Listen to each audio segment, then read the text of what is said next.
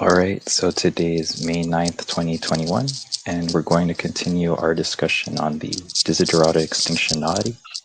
So, actually, I just wanted to continue from last week.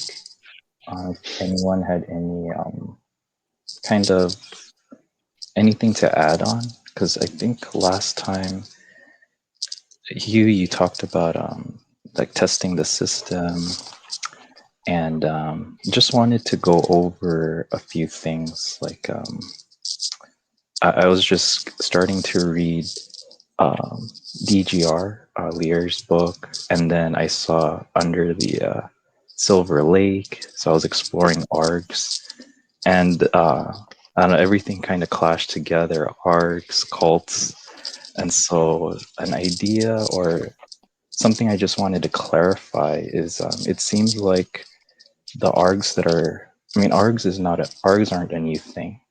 They've been here since you mentioned Gilgamesh was essentially the first ARG. And I just want to say, I think civilization itself, I mean, it's a cult, but it's also its own ARG, right? It has science.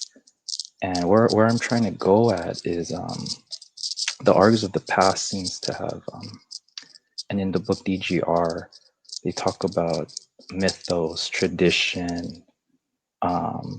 They had these things that connected them, I guess, to earth, to nature, and that's in a sense that was kind of their story, their arc, right?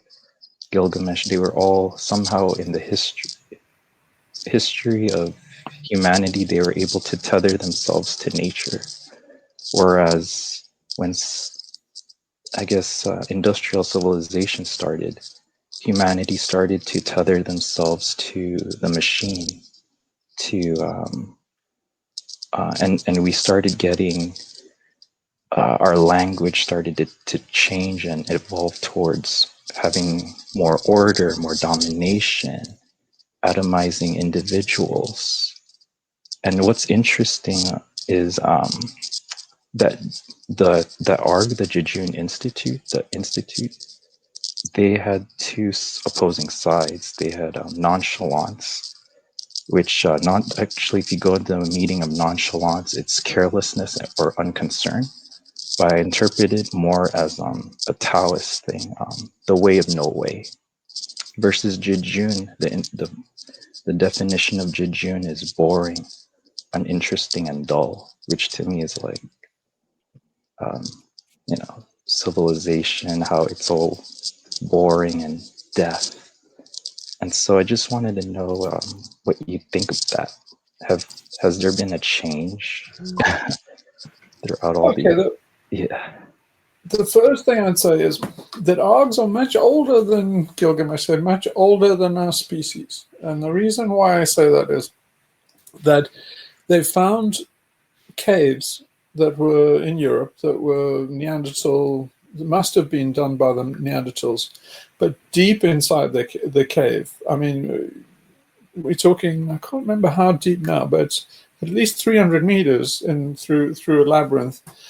And they've found a stone circle that's made out of stalactites. That stone circle is about 250,000 years old. So our species is only 200,000 years old. So you've got to ask what they were doing there. Now, the only thing that really makes sense to me is that they're thinking in terms of the Earth Mother. Going down that it's such an obvious metaphor that going into a cave is going into a birth canal back into the Earth Mother. And then at the end of the cave, they do this circle, which you've got to imagine has some ritual purpose. They can't think of anything else other than that. And there are lots of other indications that they're stalactites that have been hollowed out with little dimples. And so they can see that they put ochre, red ochre and stuff like that in. Now, most people think of red ochre as being a red pigment because it's hematite and it's iron. But really what it is fool's gold. And I think archaeologists are wrong in thinking that it's always red powder. you have to think of it in terms of, if you've picked up fool's gold, what I think they did was they got iron pyrite. So iron pyrite oxidizes to ochre. Now, I think what they were doing was getting that gold and using it and painting stuff, painting themselves with it. And what they're doing is really this cosmology of the sun, because by the time you get to the Egyptians, they think gold is bits of the sun, basically honey almost dropping off from the sun.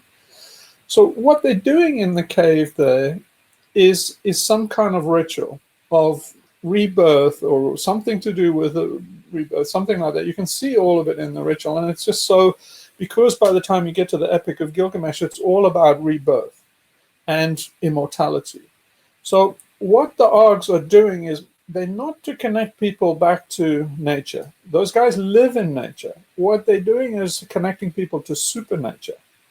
What they're trying to get connected to is the ancestors, the dead, the spirit worlds, all the something beyond this world. And so you can see them. I think what they're doing when they have these handprints on the wall and they're basically spraying ochre around them and making negative imprints, you have to think of them as they're thinking of the cave as kind of a dead end. And they assume, kind of Harry Potter like, that you can walk through the wall, like on the station on platform 13 and a quarter. You can. I think that J.K. Rowling was riffing off a very deep archetype of the fact that we mortals can't walk into the wall. We'll walk into the wall of the cave and just bang. But if you a spirit, then you can go back into the wall and then basically back into often this netherworld underneath the world that Plato and stuff talks about.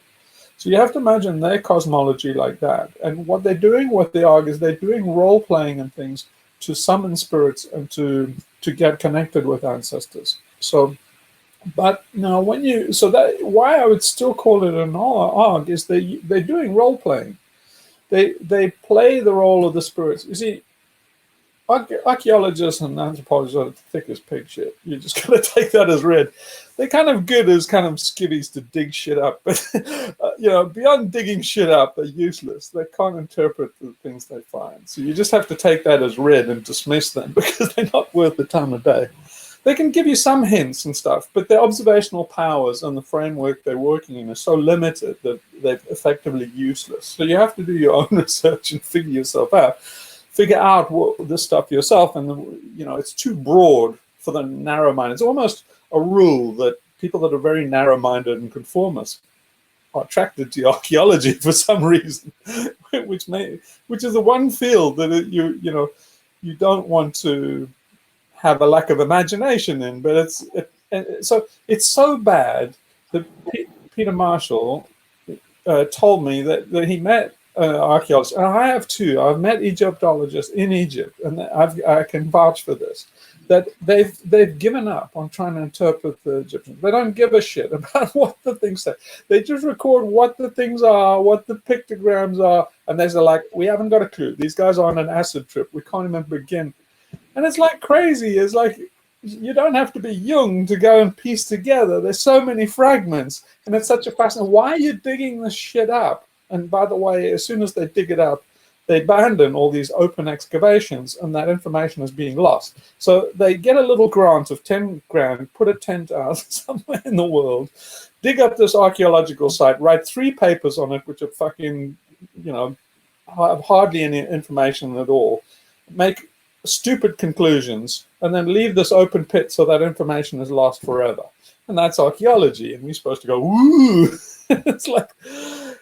but they don't interpret it, and to interpret it, you very quickly have to get into what are these guys doing, and it's quite easy after a while because the pattern repeats so often, and it's basically, history opens, first bit of literature, the Epic of Gilgamesh, ta-ra! What's it about? Hang on, I've heard this story before. It's just repeated over and over and over, and you think, okay, I kind of got the picture now. It's all these people basically trying to get connection to the supernatural and the afterlife. And then later you can see a change. By the time you get to the Göbekli Tepe skull cults, you can see that they're getting anxious about death. You see, the Epic of Gilgamesh, King Gilgamesh is anxious about death. I don't think that if you go far enough back, before, say, Göbekli Tepe, I doubt that those guys are anxious about death. They're anxious about, you see, if you study contemporary ethnic people, indigenous people like, say, the Piraha or the San people, and they have a weird beliefs, but they're not really anxious about death. They're anxious about, somebody might have put a spell on them. It's all those kind of daily things, and they kind of trivial things. It's so you can see what they're doing is they're making a fable, and they're making a fable to live by. Now, we've dismissed all other fables except two. One is religion, which is still sort of tolerated, but all the rationalists want to get rid of it. All the guys from like the Jejun Institute. So the Jejun actually means childish, right? So these guys are childish. If you look at like Pinker and Peterson and Michael Shermer and Dickie Dawkins, there's this strange childishness about them. They're almost like I can remember guys like them. They kind of remind me like dead ringers of friends I had when I was 12 years old, and they kind of sound like them. And so there's something immature about them. They never get over this narrow. It's a kind of fear that what these people like Sherman that trying to normalize life and make it quotidian, make it boring, and then it's safe, controllable. It means there's nothing spooky there's outside. They kind of like little kids hiding under the duvet and thinking, yeah, well, I hope I know that tapping at the window is a tree branch. I know there's nobody out there. And that's what they really want to believe. Then the next morning they go and find footprints in the flower bed, and they go, well, I know that was my brother teasing me, or that was my dad, or they're not related, or it's not correlated. And, that's the whole thing. You can see that they're putting a lot of effort into this kind of suppression of the idea that there's anything other than normalcy. But it's like, what the fuck's wrong with these people? It's like you look at the world today, go outside in nature, look at a tree, look at a cat, look at a person, and look at them die. Look at the sun come up in the morning. You can't tell me, is this normal? You're fucking bizarre. Why do people even begin to think that, you can make some kind of, no, it's all just explained. It's all just, we've sussed it. It's no mystery. Like, what are you talking about? It's mystery from end to end. So what they're trying to do is make the mystery safe, predictable, and not scary. And why? Because they're scared of life now. They're really scared of death. But in that fear of dying gets translated into a fear of life, and that's why they're necromancers. They're ultimately yearning for a dead world, because a dead world has no risk. It has no surprises, but that's okay. They don't want surprises. They want things to be predictable, to be ordered, and it's a kind of pathology. So we've got into that pathology. It's a kind of life-hating. It's a phobia. So they I don't know what you'd call somebody who's life-phobic, but I guess it's a mixture of agoraphobia. There must be some word for like vitophobic. But they're vitophobic. If there isn't that word, you might as well coin it as an illogism. But so if you then go back to the Neanderthals, you're saying they're making up fables, and you see those fables all. What's a constant? There are very few constants and universals in indigenous people, but one of them is that they all have fables. They're not the same. They're all bizarre. And you can always see that they're to explain something. But, for example, take the San people. They believe that the stars are not very far away, and they occasionally fall down. So you can guess what happens. I mean, they spend all their time outdoors, and if you spend time outdoors like I do on a yacht, you lie outside at night and you see shooting stars all the time. So they know that these things are shooting. So to explain shooting stars, they say these stars fall out. Then you can see they've made a connection that's probably not too legit. And that they say that when the stars fall down, they become furry little animals that run around in the bush. And you can see, well, they're mixing little furry animals, real little furry. You can see why you can make that mistake. Because, you know, one day a shooting star comes down and something wrestles out of the bushes and you make some false association. But you can see it all being put together in this nice little story. And then they say, well, you have something called star sickness. They say, if you happen to touch one of these fallen stars, it'll make you sick. I was like, it just goes on. And, you know, now if you're a rationalist, like say, Shermer or Dickie Dawkins or one of these really linear thinking anthropologists, you know, like Margaret Mead, for example, or Bateson. Actually, I don't want to malign those guys. Those guys were pretty good.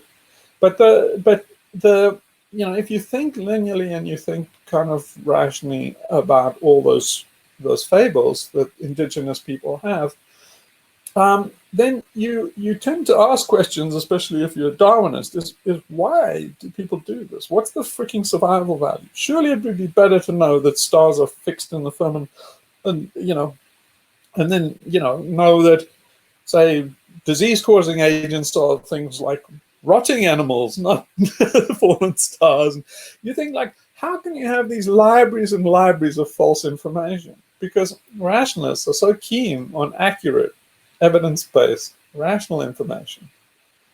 So it's very difficult to say why they would have these things. But the problem is that we're thinking upside down now. Is we have an alien cortex, and what that alien cortex does is make up stories. It just spends all its time confabulating, and they're all wrong. Everything we say or do is wrong. But it's what it's really doing is it's a filter. It's just, you just have to filter out that information. There's too much information coming in. There's too much information coming in through our ears and our eyes and our brains, even for a primitive person. So what most of our brain layers are doing is filtering it out and making it salient. It's not necessary to be all that salient. It's just basically saying, it's kind of like dreaming. You can have this massive landscape. It's basically like background color. And from the point of view of Darwinian survival, as long as the salient features come out, so that that you have the right thing at the right time to know that Mr. Lion is like this, just so story is actually where it really matters. Then you can carry all this information. So you have to think of it like a soup where the meatballs are the information that is really good for survival.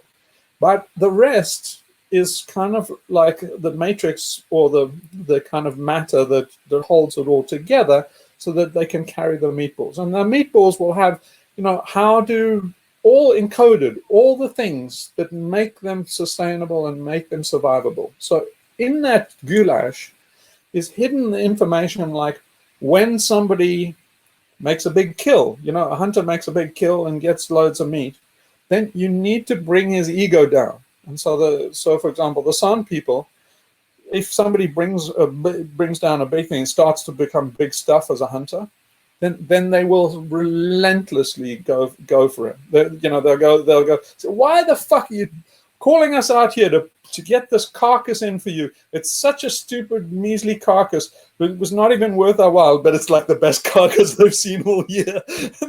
And then they'll tuck into the meat, saying, "You're a fucking bad hunter." It's like, why'd you bring this animal down? Why didn't you bring some with meat on? And then the guy's feeling like, oh shit. And all they're trying to do is to stop him becoming an authority, or becoming basically a big man, a big chief in it. So all of this information and this culture is hidden in the goulash. So it doesn't matter. It's kind of like spandrels that keep all of this matrix together.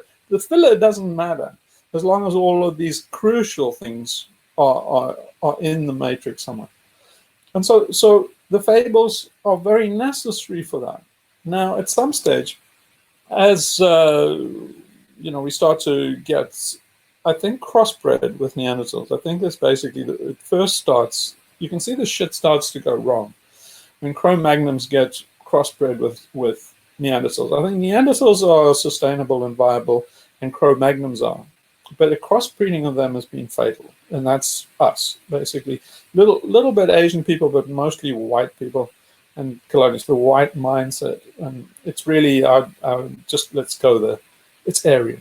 So basically, the crossbred Neanderthal Cro-Magnon is an Aryan, and there's something wrong with Aryans. They kind of get the worst of both worlds.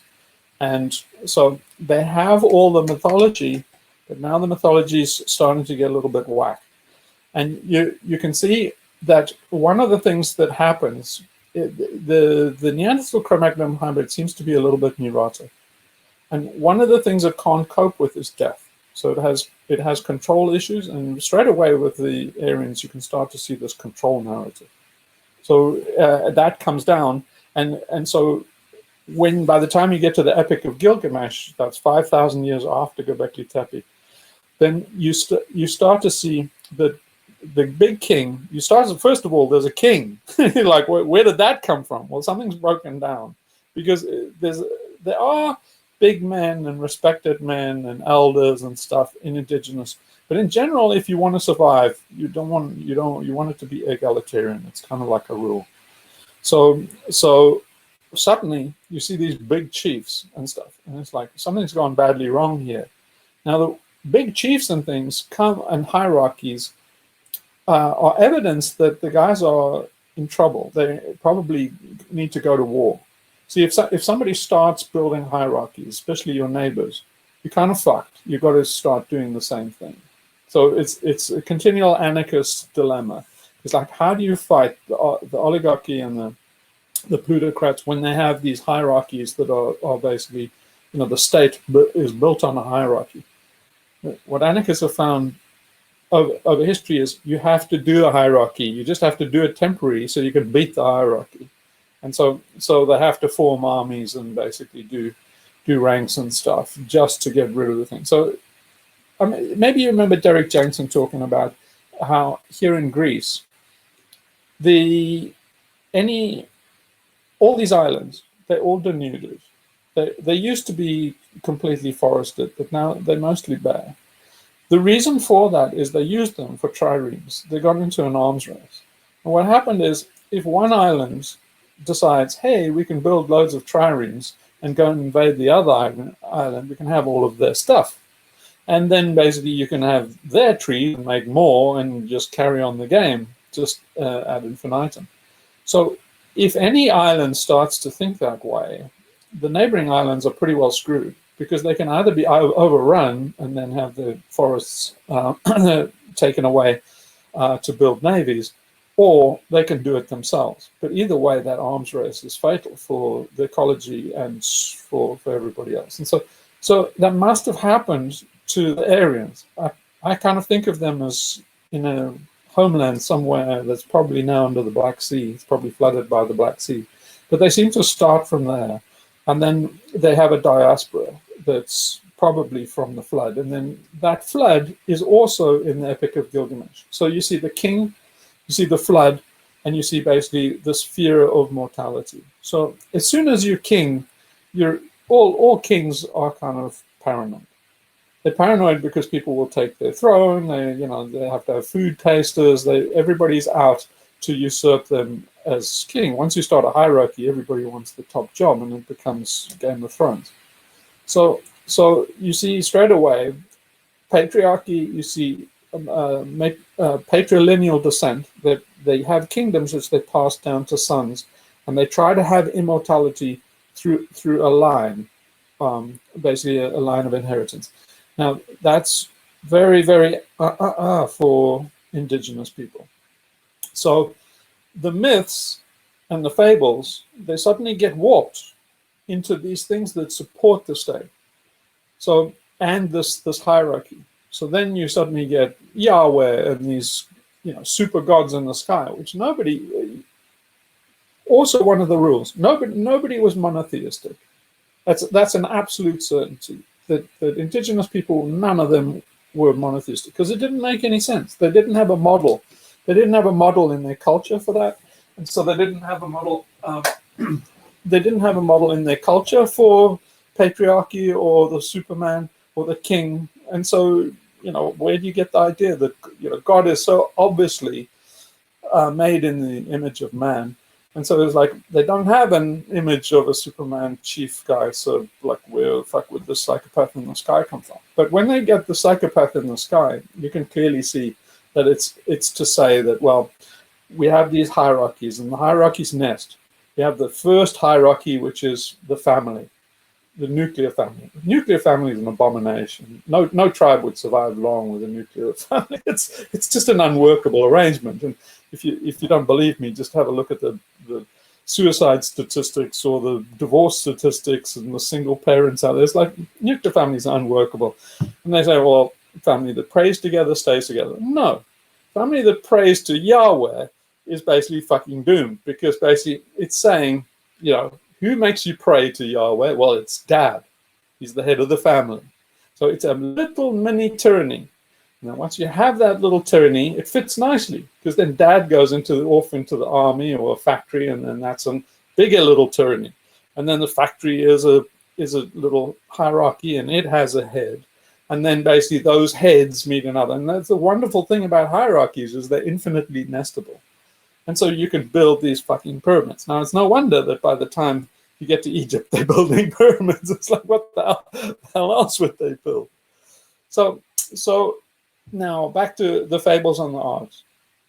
So the ARGs get warped by the time that you get cities. They've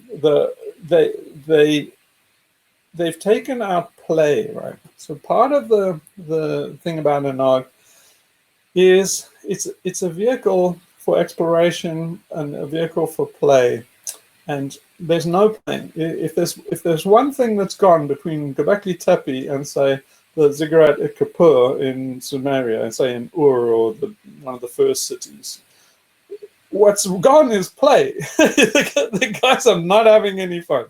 You can see in Göbekli Tepe, it's got to be fun. It's got to be fucking wild, in fact. I mean, all the evidence is there in the archaeology. They can't. I mean, only an archaeologist could dig up Göbekli Tepe, which is like the wildest party you've ever fucking seen in the history of the world, and they can't see it for what it is, which is like Burning Man. Burning Man on steroids. Burning Man that's so cool, people must have come from thousands of miles around and trekked for months to get there just because it was such a fucking burn, because they were all burners, literally. Here so, you could see that with Jeff Hull in that talk of his, where he, what he was describing was just in an urban landscape, in a city landscape. But he was already bringing back the fun into it, the excitement of exploration. Just everything remained exactly the same, but your relationship to it shifted, and your attitude to what was going on was, instead of just being your ordinary place, it was now exciting and fun, and we were doing something a little bit to one side of what we were doing before. It suddenly, all this ordinary cityscape had a different perspective on it. Yeah, so it's very like that book, which is Pure Anarchy. It's Repent, TikTok Man, said the Harlequin. So that, I can't remember who wrote it now, it just slipped my mind. But anyway, in that thing is the Harlequin is a colored character, not colored in that way, colored as in piebald. And that character is the fun character. That's the jester. It's a known character all the way through and to Göbekli Tepe. So Göbekli Tepe has a fox character, and that fox character must surely be the jester, because in ancient Egypt, even the San people have them. There's a rabbit and a fox, and so both of them are seen as, basically, because rabbits are screwing all the time, and the foxes have fun. If you know a fox and you've seen a fox, you know that they have fun. They have a sense of fun. They're kind of like dolphins, and so so they become representatives of the trickster and this idea that somebody behind the scenes is throwing dice in the universe because things turn out random. So the idea is there's somebody that likes that random, and it's personified in that figure. Now that figure is Kairos, right? Kairos is also a trickster. So you have the TikTok man, which is a guy. It's Saturn. It's Satan. It's the clock, and so it's basically he is putting regimentation, and it's the guy with a big scythe because he's counting out your hours in an hourglass, and that's what Gilgamesh is scared of. Is this consciousness of my mortal coil, my time on earth ticking, ticking, ticking, ticking away. And so that's the fear, is looking at clocks, looking at time. And Father Time is Yahweh. He's the guy with the scythe stuff. He's in Monty Python, the guy who knocks on the door in the meaning of life. That's God. That's Yahweh. And so Can we go back a little bit? Do you mind to near the go ahead. beginning? I want to go right back to where we started with the ARG, the idea of an ARG. And I was thinking that everything we do is an ARG.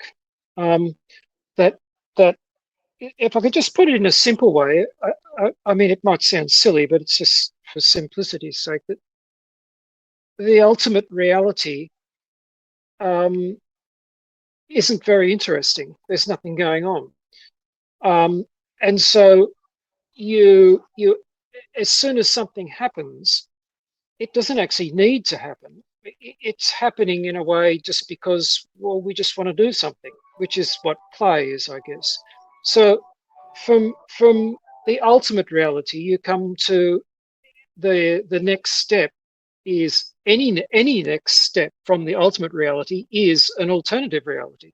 So anything that goes on apart from nothing is some I don't know what you might want to call it, some kind of manifestation inside the ultimate reality.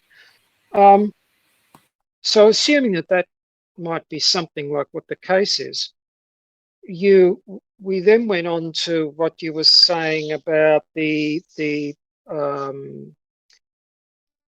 primitive peoples, the native peoples, having their various explanations and stories of reality, these sense-making things.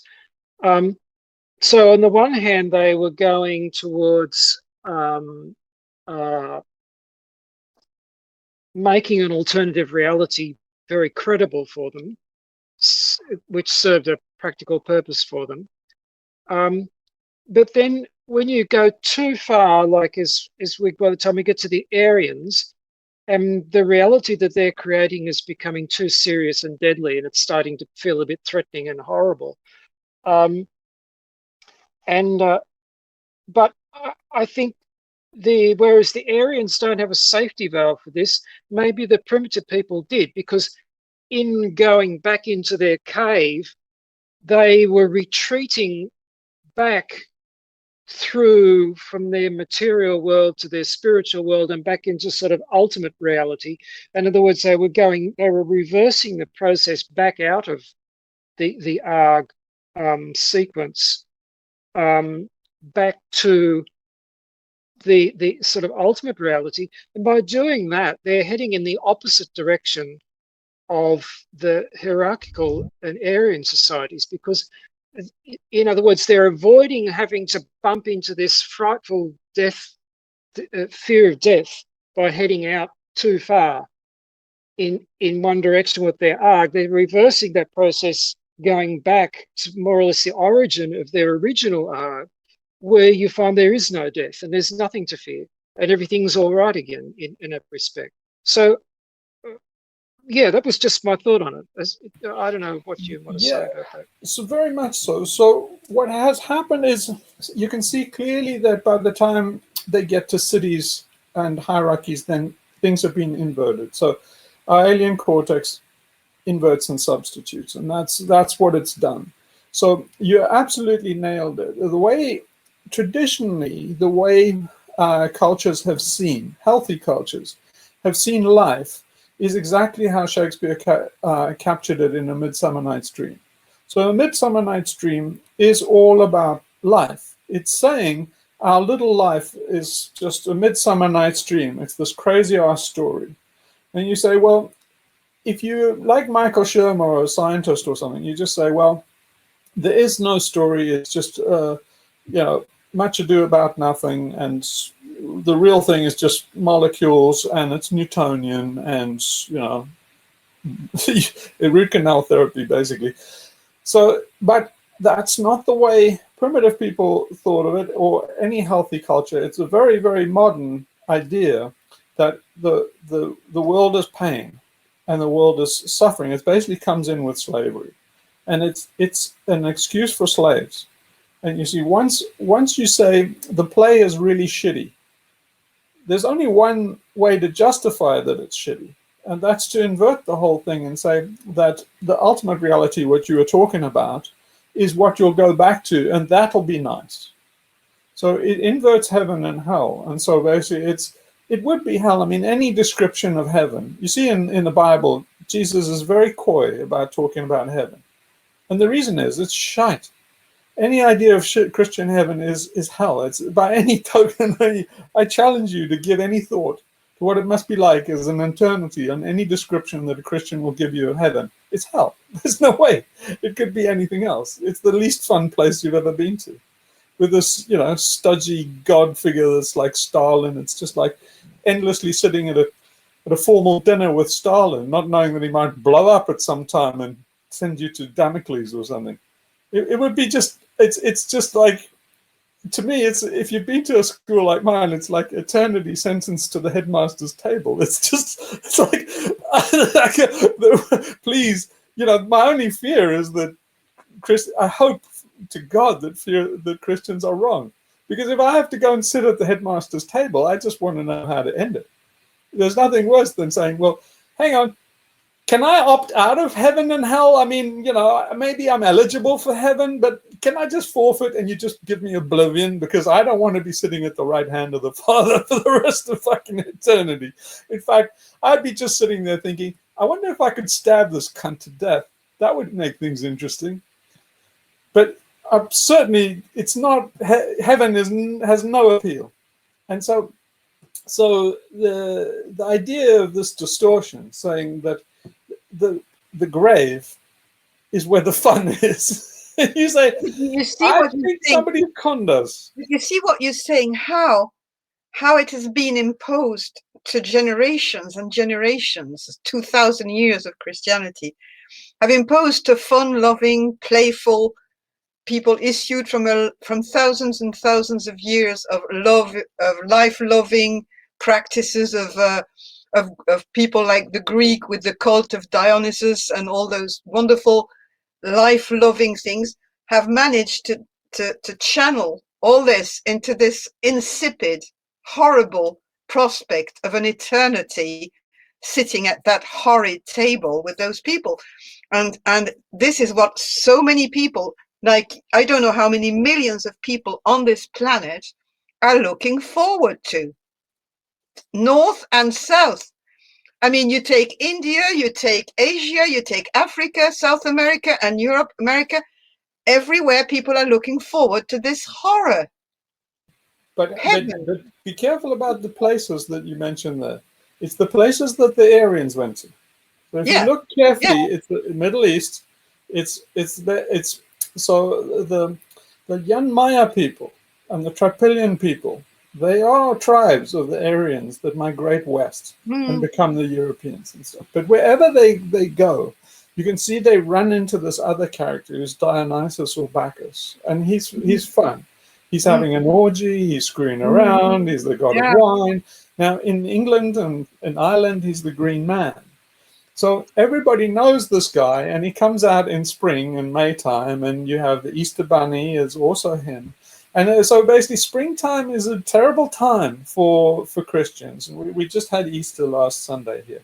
That's why they have Lent. Yeah, but they have a big blowout still here because they can't suppress the pagan shit. Easter is as pagan as fuck here, and it's the most Greek Orthodox Church is probably is very very orthodox church indeed. I mean, it's only recently that they allowed any other religions by law other than the monotheistic religions in Greece. They only just recently allowed paganism in Greece, I think since the 80s. And that was to kowtow to the Golden Dawn, the far-right fascists. Basically, the far right, funnily enough, we always think of conservatives and the far right and stuff, but funnily enough, the far right and the occult is much closer to the pagans, right? They're very, very pagan. And so just the fact that they allow paganism now in Greece by law is to kowtow to the fascists and the pagan ideology. But the thing that that really terrifies the church is that green man he's life and he's living things, and you can see what the fear is. Living things are unpredictable, they're uncontrollable, and they're forces that we're subordinate to, but they're capricious. So all the gods are capricious, and so if you have one safe monotheistic god who's a tyrant, then it's like the army. You just be obedient, follow the rules, and you're fine. So everywhere people will trade, especially in places like England that are very domesticated, they'll trade the meaning to life and any chance of fun in their life, or any entertainment or revelry. They'll trade it happily for a bowl of rice a day and safety. So, and that's the essence of our incarceration, and why the hierarchy continues. To go back to what Gary was saying and Mike about the ARG, and what you went on afterwards talking about caves and the hands and the ancestors and all this rebirth thing. Have you noticed that actually in several ARGs, and particularly the one in the movie Under the Silver Lake, but also in the other one in the documentary The Institute, there's always a part of the game that goes underground in tunnels and places that are dark and underwater, underground, and it's a common thing in all the fables and legends of old times too, this descent into the womb, into the darkness, into the rebirth. So these are deep archetypes that Jung tried to sell to mainstream rationalists, but failed. And the way Jung sold it was, he said, like, we've evolved to do this. He tried to make a case for some kind of Darwinianism, and he said, well, the yucca moth only comes out once every 5 years, and to pollinate the yucca plant. It only comes out once every 5 years because the yucca plant blossoms once every 5 years under the full moon. So it's one night under the full moon, the yucca plant blossoms. That's it. Somehow, the yucca moth knows what that fucking night is and comes out on the same night without fail. So Jung was saying, well, we're like that moth. We know that there are these things like, caverns and undergrounds and seas, oceans and skies, clouds. All these things are things that every single one of us, since the last universal common ancestor, has been in the same story, in the sense that those are the props. So he's saying from those props, then those, you can see why we have fables built into the structure of our brain. I think that's partly true, but I wouldn't go down the Darwinian path. I'd say it's true for kind of grammar. So it's mathematical. So in other words, if you're Michael Shermer, you would say that the way myths are put together and the way stories are put together, they have no rhyme or reason. Because if you can't find a Darwinian reason why Jack and Jill went up the hill, then you just say it's random shit. Apophenia. no connection. It's just the most you can say is it's an anxiolytic, or it allows people group cohesion, or you're just sucking some facile 12-year-old idea out of your ass, write a paper on it, and become famous. Because it's contained and safe, and it normalizes it and diminishes it and makes it controllable. Yeah, but what I meant is that it's a recurring theme, and I don't trying to put a meaning into it, but I find that it's a deep-seated attraction. Yeah, yeah, but I'm going to why. I'm going to why. I'm going to why. so the okay. So the reason. Wait, I lost my place here. Where was it? So the reason why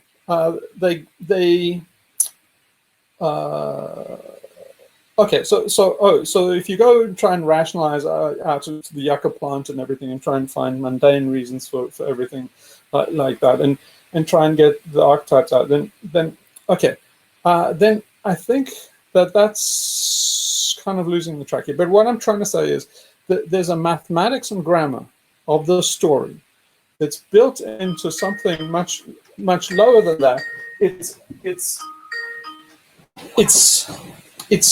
like an inviolable mathematics of logic that doesn't emerge from the materia of the universe, like Jung was trying to say with the yucca plant. It's really imposed on the universe by this kind of mathematics or grammar, a universal grammar that maybe Chomsky might say. So what our brain is wired for, in like Chomsky's grammar, is it's wired for those stories so that they make sense in a way Shermer and those guys can't get to. So for example,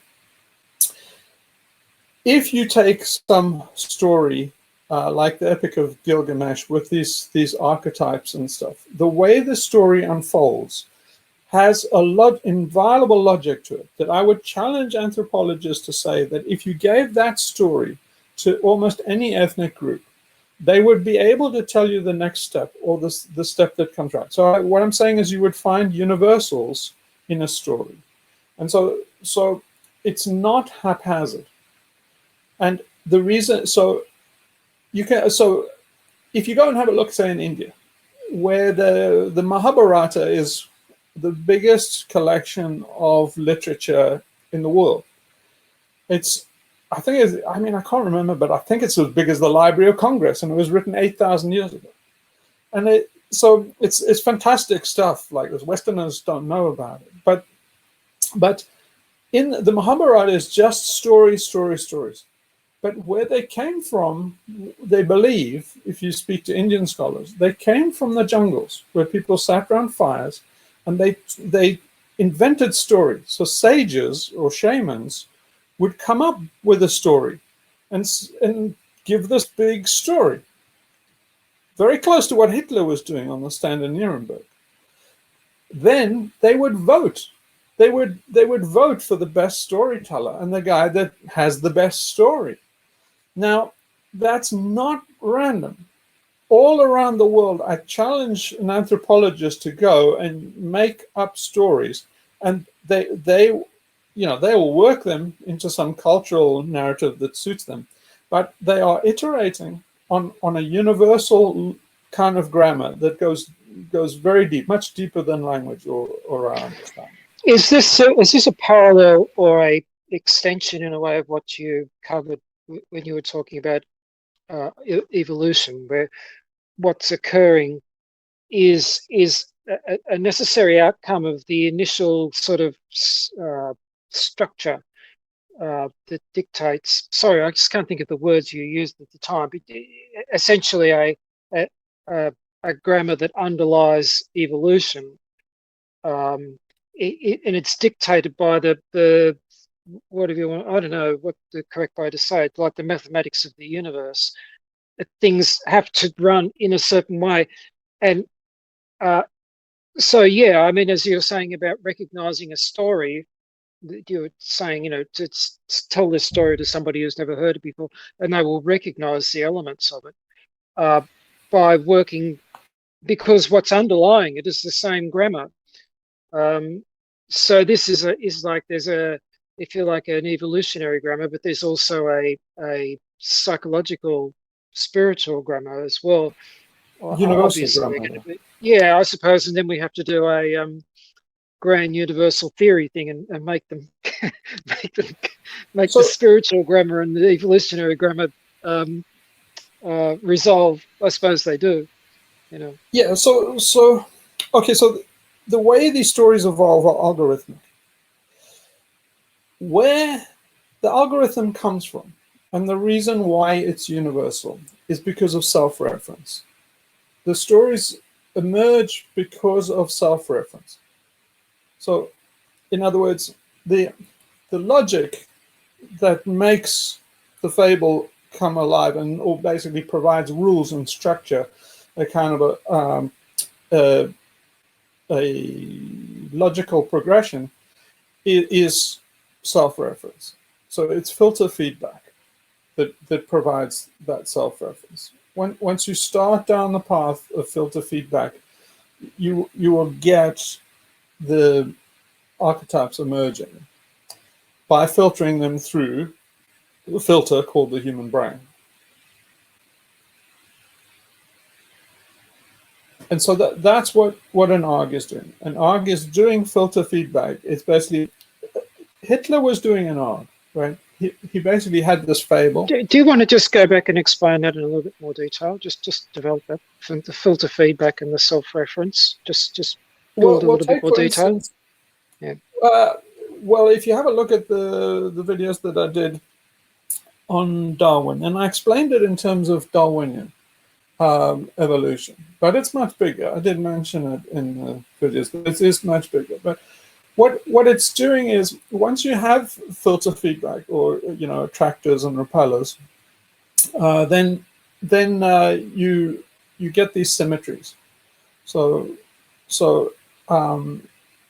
basically those symmetries emerge, and so yeah, it's basically, if you look at Emmy Noether, she understood half of it, but she missed the other half. She missed a real coup that there's a corollary to what her idea was. But her idea is very fundamental to all the physics, especially quantum theory, and everything all the way up to the Large Hadron Collider. And the Higgs boson came from Emmy Noether. She wasn't acknowledged. Then nobody knows about it, but it was her. And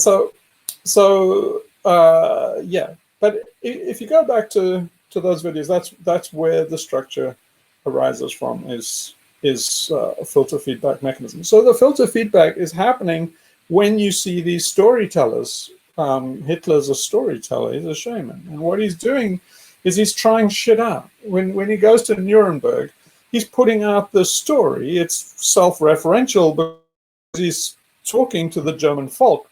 And he's saying, how about this story? And they go like, it's a mirror. So he's saying, I'm reflecting you back to you. And he says, how do you want to see yourself? And they go nuts when he presents them the mirror that they want.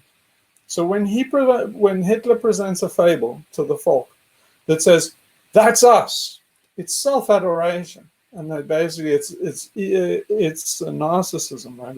It's echo and narcissus. So Hitler's on the podium doing echo, and the folk in the stands are doing narcissus, and it's a love story.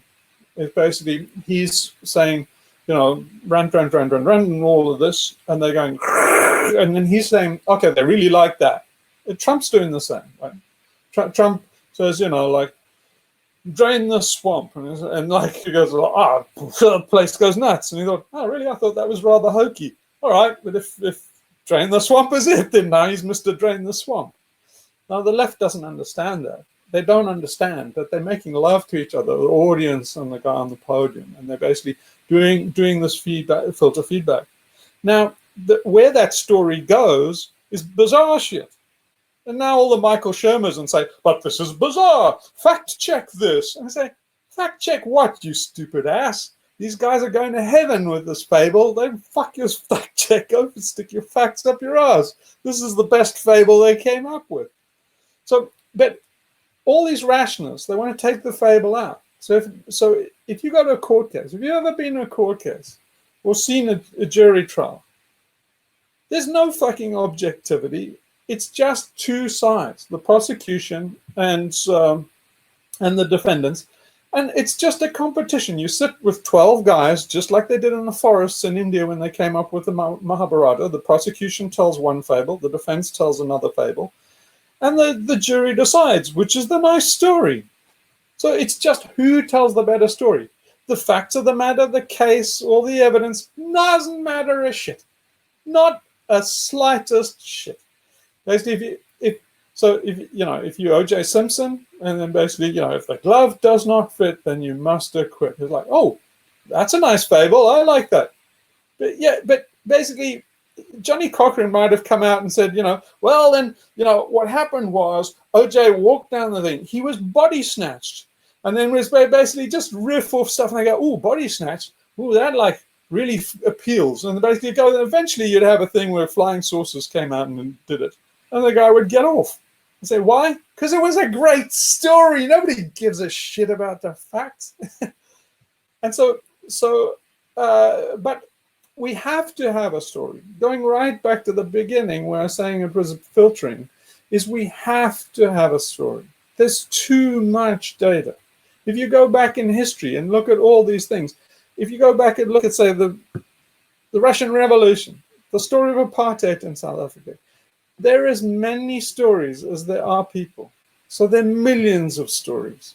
And we aggregate them all into this consensus story that's pure bullshit.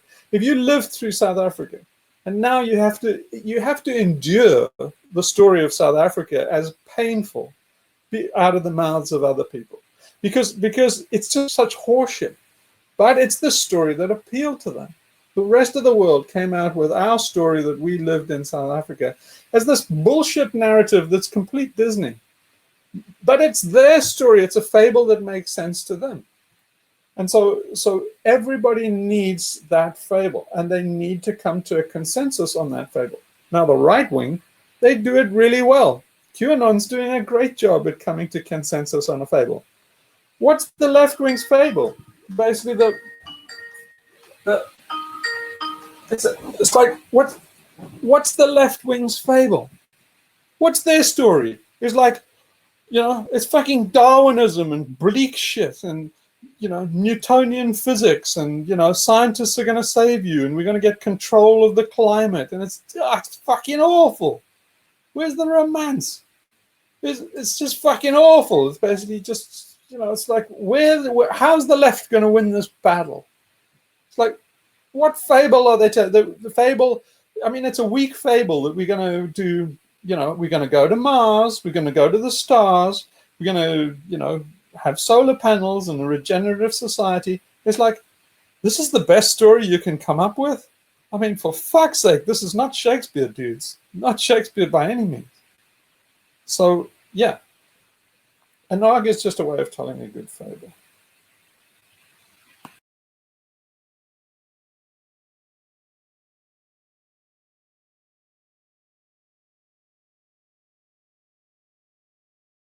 What do you see as the correct role of rationality then? It's actually useless. It only really comes to the fore in its kind of guise as the alien cortex is in terms of objective and evidence-based rationality. It only really comes to the fore in zero-sum games, and so basically in marketplaces.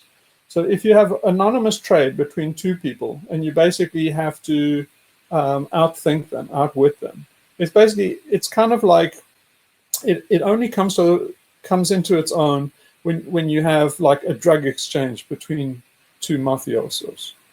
That's when it starts to come into play.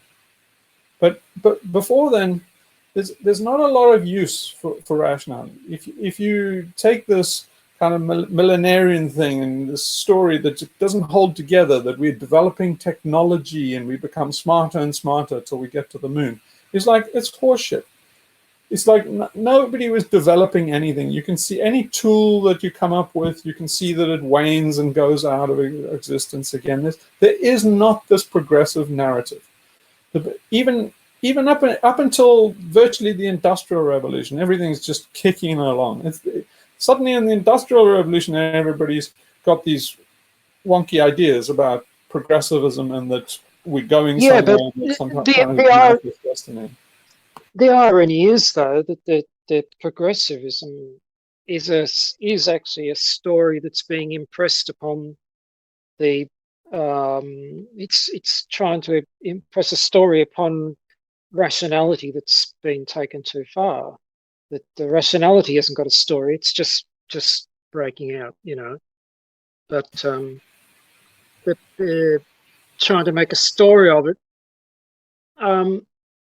In the one sense, is a saner thing to do, but in the other sense, it's exacerbating it by giving it a trajectory, a purpose, or a goal. You know. Yeah. So rationality comes from ratio. It's what really our rationality is for, and our alien cortex, if it's for anything, is to look at two quantities, relative quantities. So it's basically a quantity surveyor. And so it's really saying, given this line and that line, which is the longer line? Given this pile and that pile, which is the longer line? So it's basically an accountant. So it's assessing and accounting. That's where the ratio in rationality comes from. So it's a bean counter. It's just for bean counting. And the hunter-gatherers have no use for bean counting. In fact, it's counterproductive. If you thought in that way, you'd be great disadvantage, because if you look at the Purahar people, they don't have fridges. If they calculated shit like, oh, I'm going to keep this fish for tomorrow, they would have some rancid fish which would be a disease vector in their hut. So it's very important for them that they live by kairos. When they're hungry, they go out looking for shit. See, by the time we start getting rational, everything goes to pieces. So we lose the meter of the dance, and we lose our place in the complexity. So, for example, the Purahar people, they don't have set meal times. But if you're feeling hungry, you go into the communal garden. That's a forest garden. You take a peach off the tree or something. While you're there, you do a little bit of gardening on the side. You might bite into the peach all on your own, not a communal activity.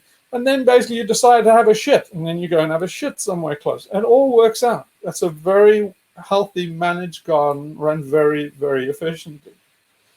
Now you start having, meal times at 12. Then you get a factory break. You got to now, 30 minutes to eat, guys. They start eating when they're not hungry, filling their body in a meter that the body doesn't want. And basically it's like managing logistics where, basically the train arrives on at 12 o'clock, whether you fucking like it or not. Well, that system's useless. And so it's a bit like, is it a bit like being sort of, over conscious of what you're doing, too self-conscious of it, that once you start to become aware, you stuff up the natural flow of what's going on. So in a way, rationality leads you in that direction where everything's got you can see this very quickly in if you do a real skill that requires a lot of attention. So, for example, when I was young and in the Air Force, then I kind of frigged my way. I was a air traffic controller, but I frigged my way into learning to fly helicopters by going down to the flight line and just begging people to teach me how to fly helicopters. And they love to, because it's human nature to try. Everybody loves to teach. Everybody loves to give new information and teach a skill. So these pilots loved, a young guy who was so enthusiastic about the planes and stuff, and they loved to give me instruction. So I got thousands of hours of instruction on helicopters. I can fly an Alouette helicopter. Now, early on, flying an Alouette helicopter is very fucking difficult. Now, it's not computerized like the modern ones that fly by wire, right? So it's a real skill to handle them. So the guy who was the first few hours that I did in helicopters, then basically, the thing's going all over the place, and it's fucking murder. And you're thinking like, how the fuck does anybody fly these things? It's just they must just crater in the ground all the time. And the guy who was instructing me, after a while, he said to me, he said, look at this. He says, after a while, me struggling and everything like that, he laughed and he said, like, just do this. Take your hands off the collector. And I was like, well, we're going to go straight into the ground. He said, no, just try. And take it off. Suddenly the thing flew blue. And you realize that basically it wants to do its job. It wants to fly. So he told me, he said, just don't do anything. Just think what you want to do and it'll do it. But the aircraft wants to fly on its own. You're fucking it up. You're trying to manage it. You're trying to correct. And basically the breakthrough is when you find that the fucking thing can fly fine on its own if you just take your hands off. That's the breakthrough moment in flying a helicopter, or that type. Now they're all computerized, and you cut off from the thing, the intermediate. But that's the thing, is we're doing that with the climate. We're doing that with sociology. We're doing that with child rearing and education. In every part of our lives today, we're fucking up the collective on our helicopter. So the first thing that we need to do is humility, because there's all these systems are far, far too complex to manage. And that's what we will not admit. The COVID epidemic, everything is, the logistics of how the world works is far, far too complex to manage. So then you say, well, then does that mean you're a laissez-faire anarcho-capitalist? No, see, once you stop thinking it, but there's another intelligence comes in. Once you stop trying to do something, it's not just nothing. It's like an intelligence that's bigger than your individual intelligence. Something else is acting. It's that grammar. It's grammar like, and mathematics. The algorithm comes through. You see, all these algorithms are working. They're trying to work through. And we're blocking them. And that works even all the way to the biggest scale. If you look at ecology, we're like a diseased animal, because, look at the river systems. It's all dammed up with dams and stuff. We basically have sclerotic arteries. Those rivers are supposed to run to the sea, and so that you get nutrients in the sea. Everything starts from the sea. For us, our world is upside down. The sea is an afterthought. So the sea comes last in our thinking, but it actually comes first. If you look at Maslow's hierarchy of needs, if I take oxygen away from you, you'll want it more than anything. You'll stop having sex if I put a plastic bag over your head. That's for sure.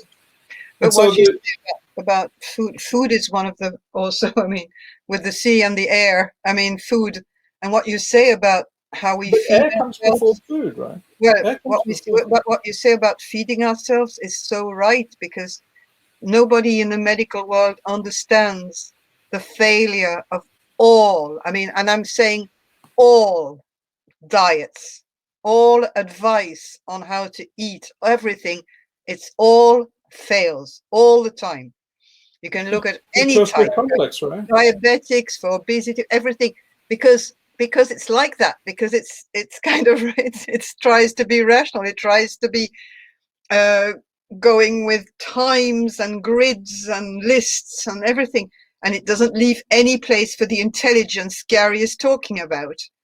And the moment you start to let go of all this, things right themselves completely. The moment you get out of this mess that we've gone in the way we feed ourselves, the complication of meal times, of gastronomy, of this or that, of products flown from around the world, it's nearly impossible to treat somebody, to heal somebody in the way food is administered now and treat. Even if you go to a restaurant, look what they put on your plate. Look at the amount of food that is put on a plate in a restaurant for a human being who sits nearly all his day in front of a screen and in a car, and you give him enough to feed a worker who'll be in the fields for 2 days, and then it's just, but this structure of breakfast, lunch, dinner, absolutely fitting the work agenda, the Chronos agenda, the Chronos time. It's impossible. It's impossible to manage anything to get people better if you don't get out of that paradigm. It's impossible. Possible. But if you take the whole globe as an organism, then we've blocked up the arteries, all the rivers that run to the sea and provide nutrients. And basically, without oxygen, so the first thing we need is oxygen. The first thing on Maslow's hierarchy of needs is oxygen. And nobody does proper surveys on the number of cyanobacteria, and the seas are fucking dying. They're big dead spots in the sea. Basically, if we were human being, we'd be in a critical condition. We'd be on the gun. But nobody goes and breaks a dam to, that the huge dead spot, hundreds of kilometers into the Gulf of Mexico, that's just all the toxic waste out of Food Basket America that comes out of the Mississippi Basin and dumps into all our, the microbes that give us oxygen. So we run the risk of depleting the thing we need most in life, and that's oxygen. But we put that last. Fucking Nordhaus gets a fucking Nobel Prize for saying, well, fuck the seas. We can get to 3 degrees. That'll be fine. It's kind of give a bit to nature, give a bit to the economy, healthy balance at 3 degrees. We're all fucked at 3 degrees. We're dead. Nordhaus should be fucking flayed alive. But they give him a Nobel Prize. And he's like, well, what's the sea to him? Well, the sea to him is some economics. Unless you can put an economic value on a fish, what the fuck is the fish for? What economic value does cyanobacteria have? There's no market for them. Oh, great. So then fucking the seas can die. And no worries, according to Nordhaus, we can have fish farms. Doesn't matter if all the fish stocks die. What about the cyanobacteria, you fucking idiot? We need those like fucking red blood cells, you moron. Yeah, what is the oxygen situation? Because things I read about it. That's right. Pass in my yacht. You can pass these areas that basically they would be bruises on a human body. Yeah. No, but what I mean is, in terms of the amount of oxygen that's being produced, if any, at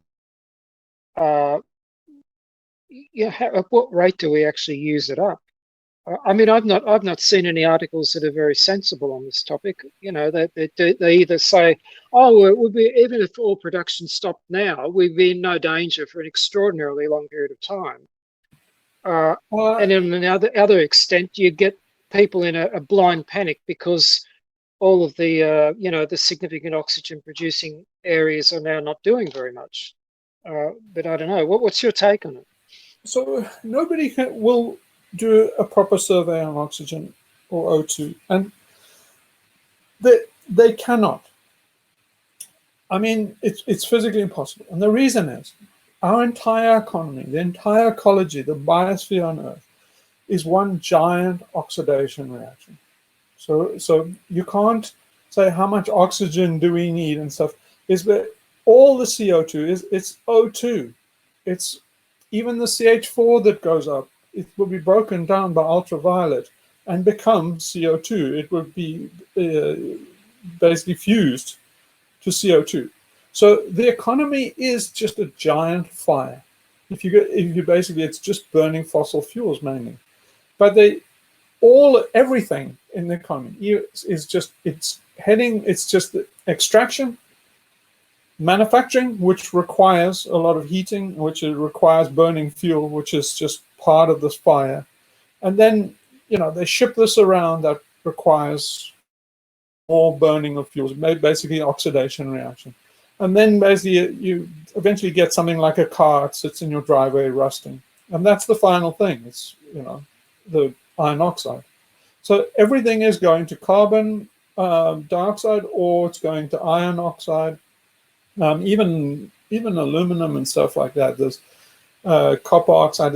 Everything is silicon dioxide. The whole bank chute is going on its own oxide. So what is supposed to happen is that plants and things are supposed to grow between the rocks, and you're supposed to get phosphates and stuff that come out of the rocks. They're mainly carbonates in the rocks, right? Those carbonates then go down river streams, and all the nutrients go into the soil.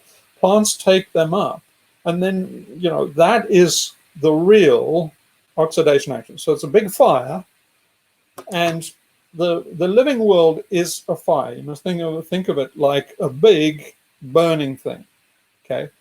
But it's burning slowly, and everything that burns gets taken up in a cycle. So everything is a closed loop. So it's a closed feedback loop. Now, what happens when we come along, or economists like Nordhaus come along, they want a strong GDP. A strong GDP just means that they're pyromaniacs. They want the oxidation reaction to happen faster. Yeah. The only thing that's going on in the economy is they're trying to speed up the rate of burning. So when you see a ship go by or plane take off or something manufactured, they're just saying like, we want this reaction to go. They're maniacs that love this oxygenation reaction. They want it bright and strong, and they call that a healthy economy. It's not. It's a big fucking fire. So then you say, well, okay, how much economy can we have? In other words, how much of this useless burning for heat and light that basically lights up Las Vegas and heats our homes, and basically it's pointless shit. But anyway, how much can we sustain? And this luxury that Nordhaus gets Nobel Prizes for polishing. So, well, very, very little. When everything's working so that, you know, you have new growth that reuptakes the CO2 out of the oxygen, puts it back into the photosynthetic cycle and the carbon cycle, there's very little left that you can just fuck around with, that you can just extract. How little it is shocking. It's basically a fucking campfire. So basically, you can have a little, if you can have a low density population, you're talking like one person maybe every 10 square kilometers, that kind of density, and they can have a little forest fire at night, and that's all. That's all the regenerative biomass can produce, because you cycle. Yeah, one of the, I can't remember which one it is, but one of the things you posted a little while back, somebody in the discussion made the comment that nature doesn't produce a surplus. It just produces what creates the balance. And there's no, there's not a whole lot there to skim off without upsetting things. Yeah, there's this guy, not Wolf, he's a communist, but there's this other economist, an Australian guy, and he really frustrates the fuck out of me because he gets it and then drops the ball. He said, you know, he understands the economy, and then he just goes to the moon with it. So he said on one video that he said, like, well, okay, we can't have a sustainable economy.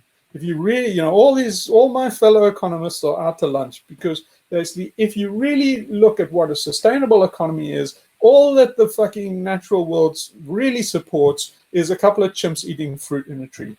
So basically, either we go back to being chimps in a tree, that's all that can be sustained, you know, in a sustainable regenerative culture. So you say like, great, when do we leave? And then the cunt goes, so we obviously can't do that. It's like, no, wait a minute. We can only do that. He says, well, obviously we can't be chimps in trees. So then he goes on to, economics is just a question of how you're going to be unsustainable. So there's this bastard that understands the problem. He's right in the middle of academia. And basically, but he rejects it. He understands the thing. And he says, look, I know we can't, you know, basically burn the planet at any rate that is sustainable. So I'm just going to burn it, and let's just decide how fast we're going to burn it, how fast we're going to torch this thing. So he will not. That's how bad a problem we're in, is that he understands the freaking problem. He's a very smart guy, and he will not give up on the GDP, on these guys, you know, on this huge fire. But you've seen that a couple of times with a few of these people recently that you posted about, and the gist of their logic is, well, we've got to keep going because to do anything different is unthinkable. Therefore, the problem can't be there, because it's we can't do anything other than what it's we. like Extinction Rebellion. So you can't raise a problem unless you have a solution. It's because it's Oh well, yeah. unthinkable. But what does it mean? It's because that's very interesting. The unthinkable. I mean, that is what. Where do we go if people start to think about, define the unthinkable? What do you tell people who say that? Because where we got there right back at the top. Let's go back to the top. Look what happened with Kevin when we started to talk about collapse and a climate catastrophe. It's unthinkable. It had to be the sun. I don't know what he said, something about the sun or solar minimum or something. There is a moment you feel, there's a moment where you go into the world of the unthinkable. And that's where the question you asked was what do you do about that? It's easy. It's an easy problem. Go right back to the top of this video. Anybody watching it, rewind right back to the beginning. What were we talking about? It's fables. Give them a new fable. It's easy. That's what an alternate reality game is. It's give them a new fable. This fable doesn't work. So everybody said, well, what your fable is. Now, when you start talking about what fable, then on the left, they all think, well, it has to be evidence-based and it has to be rational. No, the opposite. You say bloody tooth fairies, or it's the result that matters. So if you can get anybody to have the unthinkable thought that basically we're not playing that game anymore, we play this, people are just fucking sheep. It's like kids. It's easy as hell to manage kids. Well, if they're doing this thing and if you don't like it and it's going to burn the fucking house down, all you do is say, hey, look at this, kids, and have a new game. And they go, whoop, whoop, and they're all there. And that's all it is. All these sheep are exactly the same. You say, this game is not a nice game. They're not enjoying it. You just make a new game. And they'll be like, the global economy will just fucking fizzle out and they won't even notice. Why? Because they're playing a more fun game. What's the more fun game called? It's called fuck the old game. Easy, easy, easy. So that thing that I said about bringing down the grid, if you start rationalizing people with a grid, say, yeah, the grid is easy to bring down. You could bring it down and it'll never come up again, just to have enough people to do it. Now, if you try and convince everybody of that, the conversation goes exactly where you were saying, Gary. It goes to basically, we can't do that. Millions of people are going to die. Well, first of all, I think you're wrong. I don't think anybody's going to die. And second of all, if people do die, they deserve to die. They're the people in the cities that are in the midst of the cancer that's killing this planet. If you want climate justice, kill those fucks. If anybody needs electricity to survive, they are an arch criminal. They are the guilty party. Climate justice means that you fucking kill them and just pull the fucking plug. If you need electricity to survive, you're a criminal. You are burning fossil fuels to kill people tomorrow so you can live today. I cannot pull that plug on you fast enough, you criminal shit. So you cannot keep yourself alive today by burning the carbon that kills us and our children and all the living planet. Fuck you, go die. If you need electricity to stay alive now, fuck you. We cannot keep you alive because the kids need to live. Make space, you fucking ass. So if you need, so that's the first argument, is if no one in Africa needs electricity to survive. When electricity goes, they get instant relief. So stop being such a fucking hypocrite. If you want to help the global south, pull the plug on the global north. And so then everybody says, well, that's the first point. Now the next point is, what's going to happen if you don't? All these people, especially in England, because they all fucking in cotton wool there, and they've traded in their lives and existence and any meaning to life for safety. And so all of them, they're terrified. Oh, you could if you do that, millions of people are going to die. If the grid goes down deliberately, millions of people are going to die. And you say, right, maybe, maybe not. But what's going to happen if you carry on? All of us are going to die. And that finishes the conversation. La, la, la, and they're all off onto other stuff. So you can't rationalize them. They're not going to do it. Also, it's intellectual, right? It's in the wrong side of their brain. So you cannot reach the mammalian side or something like that. Or you'll just trigger the mammalian side, say, you're a monster, and they'll walk away. But you can play a game, like I said, about let's play flick the light switch. Well, that's a naughty game that appeals to the primate brain, and everybody will get into that game. And it's like, ooh, there goes the grid. Isn't that fun? Yay. What's the next game? The next game is regenerative agriculture. What if we make the flip the light switch game and frame it in terms of like kind of like an experiment that will appeal to the alien cortex? Like, what will happen if if we do this? Let's find out by doing it. I don't know, something like that. Yeah. But it's much easier if it folds into a narrative. Right? So if you can make a fable out of it, you see, at some point to get anybody to make the flip on this is you really have to have them break loyalty from the system. So they have hope now. They have hope in the fable, in Elon Musk's fable, that we're going to the stars and everything just gets better and we solve all our problems with AI and quantum computers come in and save the day and soon we'll have fusion and all this millenarian crap. So that's our current fable. And everything has its little place. The going to the moon was iconic. I mean, self-evidently, it was a complete waste of time. But no, it's the greatest achievement. But do you think there is a big, I don't know, that I have no idea how to measure, but a big amount of people who are behind these fables of Musk and the space thing? And do you think it's a big majority? Do you think it's, because I have no idea. I think I'm a bit vast too majority. Nobody will talk to me here. I've suddenly made my name arse for a number of reasons this week. And the reason was I challenged two things. Elon Musk, I said he was a fucking idiot. I got thrown off somebody's boat and they didn't speak to me for a fucking week. Oh, no. The other thing was they basically saying that the aliens on other planets. And I said, no.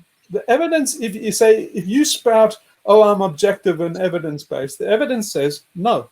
The evidence says that Carl Sagan was wrong. The evidence says that Carl Sagan said, well, there are billions of stars in our galaxy, and there are billions of galaxies. I say, yeah. So you have a billion, and it looks like we are the one in a billion. And then everybody says, oh, no, they found all these exoplanets. Like, they found 4,000 exoplanets. Then New Scientists and all the popular science press goes, well, we found 4,000 Earth-like, we're virtually dialing up the aliens, sending them invitations and everything. Then they do another survey. Are you really serious? A majority of people believe in Musk and his delirious. Vast majority. That's why I like Kevin, because Kevin says coyly, I don't think we're going to the stars. That statement from him could cost him more viewers than anything he's possibly said. Wow. You don't fuck with Star Trek, basically. You see, they did a snow job on us ever since Eddie Bernays. They told us the story. The reason why for the space race was not to do space exploration or science. There was no commercial results in it. They just basically put fucking test chimps called Buzz Aldrin and Neil Armstrong inside. They called themselves spam in the can. They weren't even going to let them have control of the fucking machine and just fucking launched them into space in the payload bay of nuclear missiles. So why? Because they were putting this narrative. They were making this fable deliberately. Eddie Bernays told them that you have to have this Star Wars future and stuff, and that's why if you look at the Macy Foundation, if you go back to the farm, the podcast, and listen to all those threads of all the evildoers and all those guys, they have a strong narrative of science fiction. A lot of these guys are science fiction writers. Yes, And what they are pushing. So I was trying to say right at the beginning about that there were two fables that we live by. One is this monotheistic God. The other is, okay, monotheistic God, nah, don't like it, but I'm an atheist. But anyway, we're going to the stars. So the atheists believe we're going to the stars, and the monotheists believe that we're going to heaven. And here where I live, I mean, I know in my village and around here, nobody takes that thing of most, like, everybody's laughing at that star thing here where I live. I mean, even as far as Galway, as far as the city, I haven't met anybody that here, like, maybe it's my circle, I don't know. But it's probably Ireland. You see, Ireland is an island of sanity. Basically, it's hard to chip away. I'm in a little place of maybe in Dublin it's different, but here, I don't know. But you see, Ireland has fables. Ireland has alternatives. So basically, fables. I don't want to mention memes because that's Dickie Dawkins' thing, but fables are like an immune system. If you have a rich set of culture and fables, you have strong immunity to bullshit. So if you look at Christian missionaries, where they struggle the hardest is people who have a rich culture of alternative fables. And the very worst thing that can happen to the Christian fable is that it gets easily folded into somebody else's fable. That's why St. Paul has such a lot of trouble. When you see in the letters to the epistles, he's always griping and bitching about all these. Obviously, he's got stiff competition for Christianity. Wherever he goes, he gets into real trouble. And the reason is the guys are game jacking it. They're game jacking the religion. They're saying, yeah, we know Jesus. He's at us. And they say, like, we love Jesus. He's at us. And then St. Paul's going, he's not fucking at us. He's not. They say, well, look at it. Mary's the mother goddess. She's Demeter. And then all the Demeter people say, hail Demeter, Mary mother. And St. Paul's going, no, not Demeter. Fucking get females out of this. This is a male thing. And you can see him doing that all through the epistles. You see, it doesn't make sense in the New Testament because they put the epistles, they don't put it in chronological order. They put it in the chronology of the fable because they're spinning a fable. But if they put it in the chronology of the writing, the epistles would come first. The very first Christian writings were Paul's epistles. Then the Gospels came after Paul's letters. If you arrange the Bible like that, then it's completely different. You can see what's going on, and he's competing for the narrative. He's basically, you can see ARGs competing in the Bible. It's all written. And Jesus shines out there at the very first mention of how Jesus died. If you do it in the written order, then the first writing is Paul. And Paul says that he was hung from a tree. You say, well, hang on. That's still in the Bible? You say, yeah, it's right there in black and white, just hidden away, and nobody mentions it. Say, well, why does Paul say he was hung from a tree? And later, now we have him, crucified on the cross. It's because basically Paul couldn't sell his fable. He couldn't sell it you can see these are after the Exodus. Not the Exodus, the Roman Exodus. After the Jewish Civil War, the Romans thought that Judea is too troublesome. So they just basically spread all the Judeans, all the troublesome terrorists all around the Roman Empire. So like the life of Brian. Yeah, exactly, the life of Brian. So they spread them all over the world. And that's so in doing that, that was the biggest mistake that any government ever made. But anyway, let's not go there. That's Kevin's territory. So these guys in exile in Greece, home of fables, right? That's what the Greeks are known for. They're great at fables. That's why the Christian fable. So Paul goes and tries to sell this fable, and he couldn't sell it because as soon as you say to a Jew in exile, he couldn't sell it to pagan Greeks, because the pagan Greeks were like, say, this is a crap story, I'll tell you a better one. And they don't make it anyway. But the Jews are kind of like a little bit hard up for their own story. So they have an ear. But as soon as Paul starts telling them about Jesus, he gets to the bit where Jesus is hung from a tree. He loses the audience straight away. Because what all the Jews know is that if he's hung from a tree, he's an apostate. But basically, the punishment for blasphemy was to be stoned and hung from a tree. So that's obviously what happened to Jesus. The Jewish elders condemned him for blasphemy, and so he was stoned and hung from a tree. You can see it right in Paul's letters. Now that's not saleable, because the Jews respect the Jewish elders, and as soon as they know the Jewish elders condemn Jesus, you're like, that's the end of your fable. Like, I'm not listening to any blasphemy, thank you very much. And so Paul doesn't make any headway. He'll only make headway if he kind of says, no, he was killed by the Romans.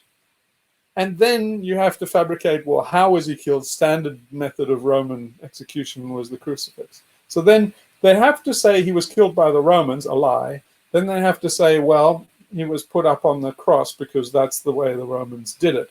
Then they come to the third problem. And the third problem is, well, why did the Romans kill him? What was the law that Jesus broke? And it's like, there isn't any. Jesus was very, very careful not to break any Roman laws. The Pharisees tried to get him. They tried to say that he was a rebel, and they tried to say, like, should we pay our taxes? And Jesus dodged it. He said, like, give unto Caesar what is Caesar, give unto God is what is other. And they're like, oh, you fucking dodged it. What they were trying to get him to say is, no, don't pay your taxes, and they can go straight to the Romans and have him up on the cross. But he always avoided the cross. And so that's the dirty secret of the thing. And then eventually they get to say, somebody must have said, by the time they get to write the Bible, it's getting the Gospels much later now. The story, the fable is entrenched. And so then obviously somebody said, well, if Jesus was up on a cross, then the Romans put a big sign saying what your crime is, breaking code 345, sedition. There would always be something like rebellion against Rome. That's some version of that, is the guys that put up on the cross. So, but it would be put in detail up on your cross, and you'd be there right on the highway, right in the approaches to Jerusalem. And the reason is they're saying, don't fuck around in Jerusalem, because otherwise you're up on the cross. Break anyways. Basically, it's the way of telling people the laws. As you come to the city, you see these guys up on the crosses, and you see, did this, did that, did that. It's like, that's great education. And that's what, so, but then somebody's going to ask. One of these Jews in exile is going to say, okay, so this is a great fable. I'm loving this story. Great, but what did they write on that sign? Very important. And they're a bit fucked, because there's nowhere they can say what, the Roman law was very, very explicit, very, very strict. So you didn't have to be a lawyer to say, like, I'm just interested, Paul. The Romans killed him, you say? Mm-hmm. What Roman law did he break? Nothing. So then you have this funny little thing where they write, Pontius Pilate says, I want it written up there, Jesus Christ, King of the Jews. The Romans would have never, you ask any Roman scholar, the Romans wouldn't have written that. They would have written the crime of what he was crucified for. So basically, why do they say Jesus Christ, King of the Jews? Because, is being King of the Jews or claiming you're the Messiah, the Romans didn't give a shit. They gave a lot of leeway for people's fables, people's religion. They allowed any fable, because as long as it wasn't against Rome. So what Jesus obviously did was he blasphemed. He said he was the Messiah.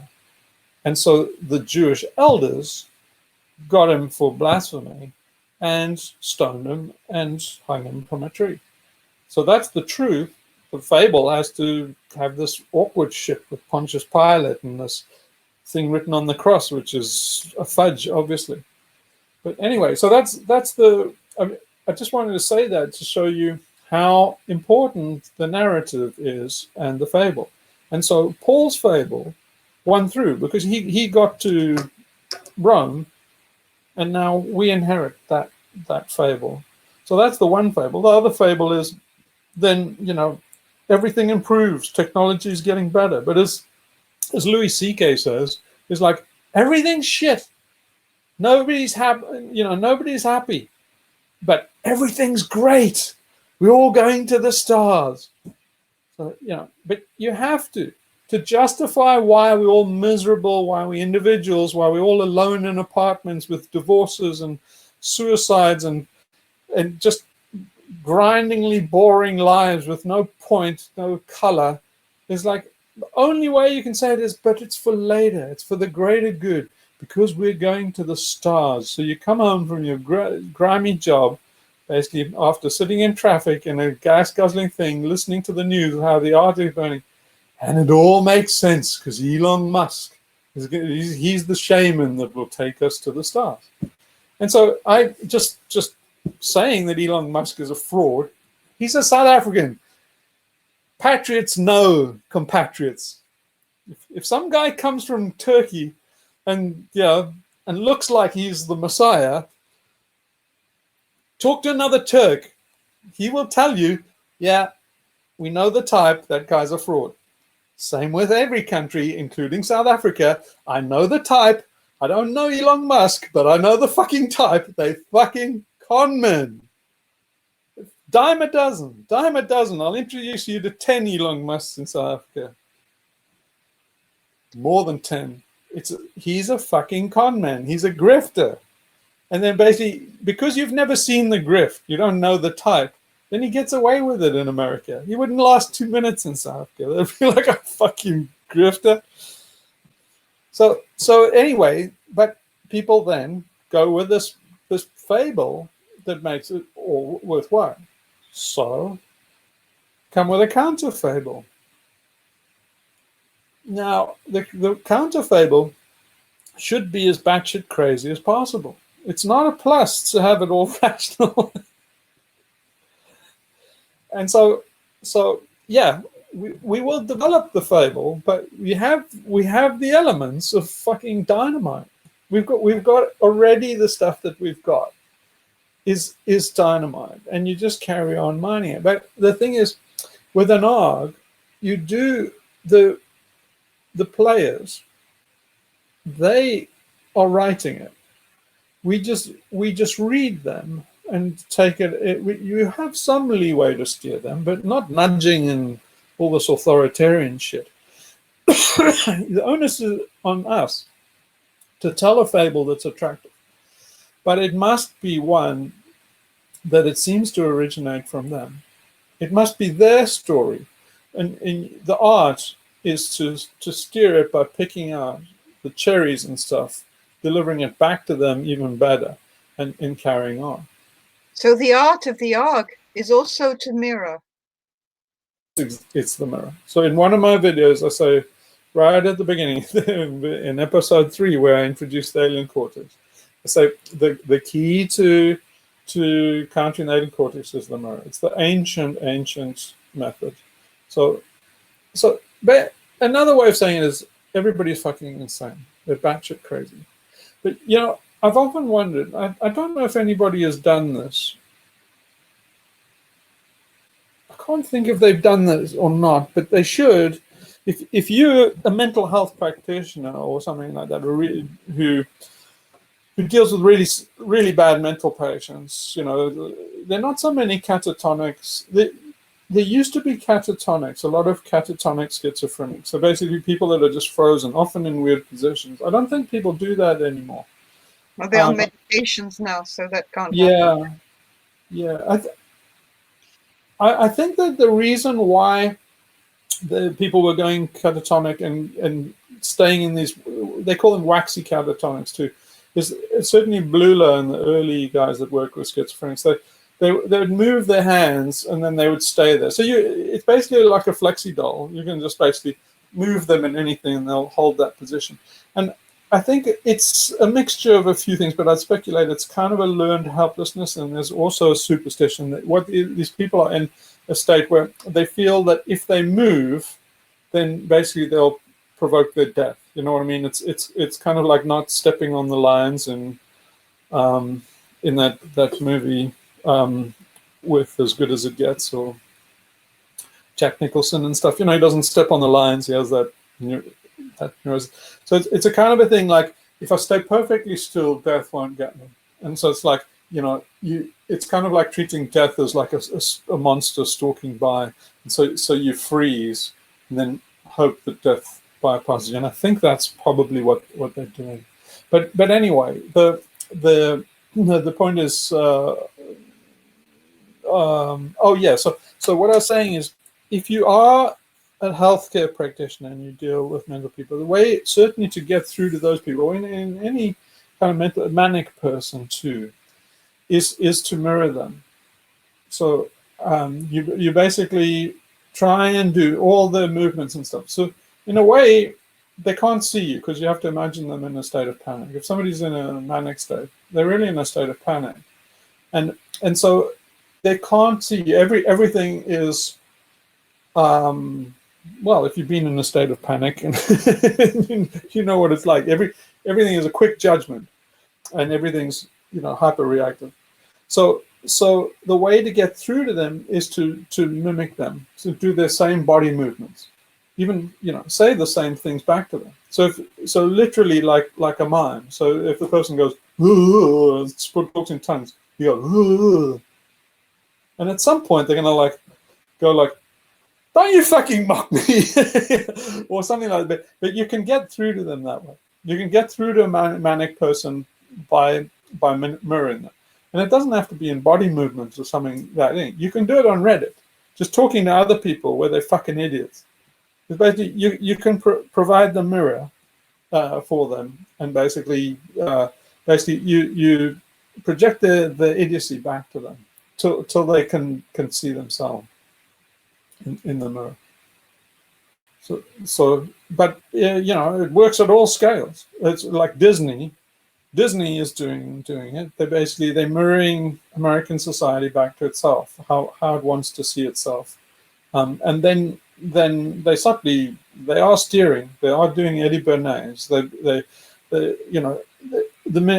Talking about the grammar of fables, or the algorithmic nature of fables, is by the time you're putting product placement in movies and stuff, you are doing the grammar of capitalism.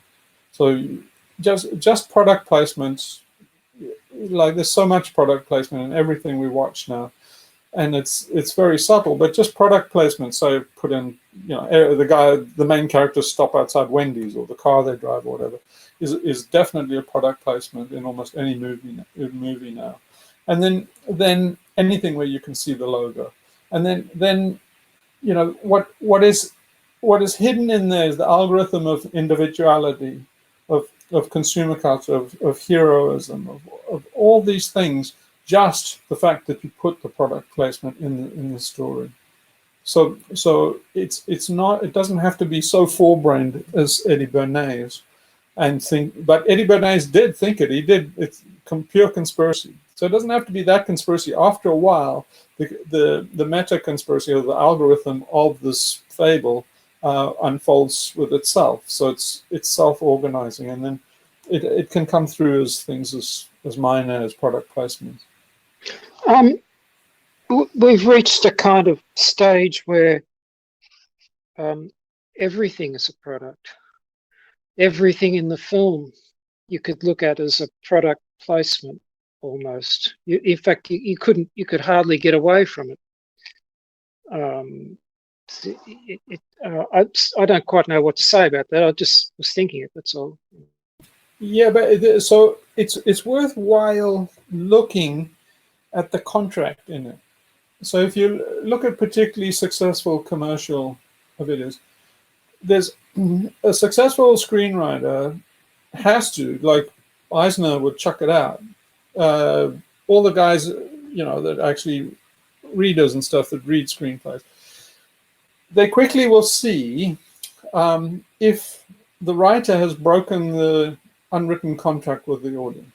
So there are a few things that are allowed and not allowed, and so you have to do scene setting and establish the narrative, and then you're saying to the audience, this is the rules of cinema now, is you're saying to the audience, this is the movie you're watching, and these are the parameters.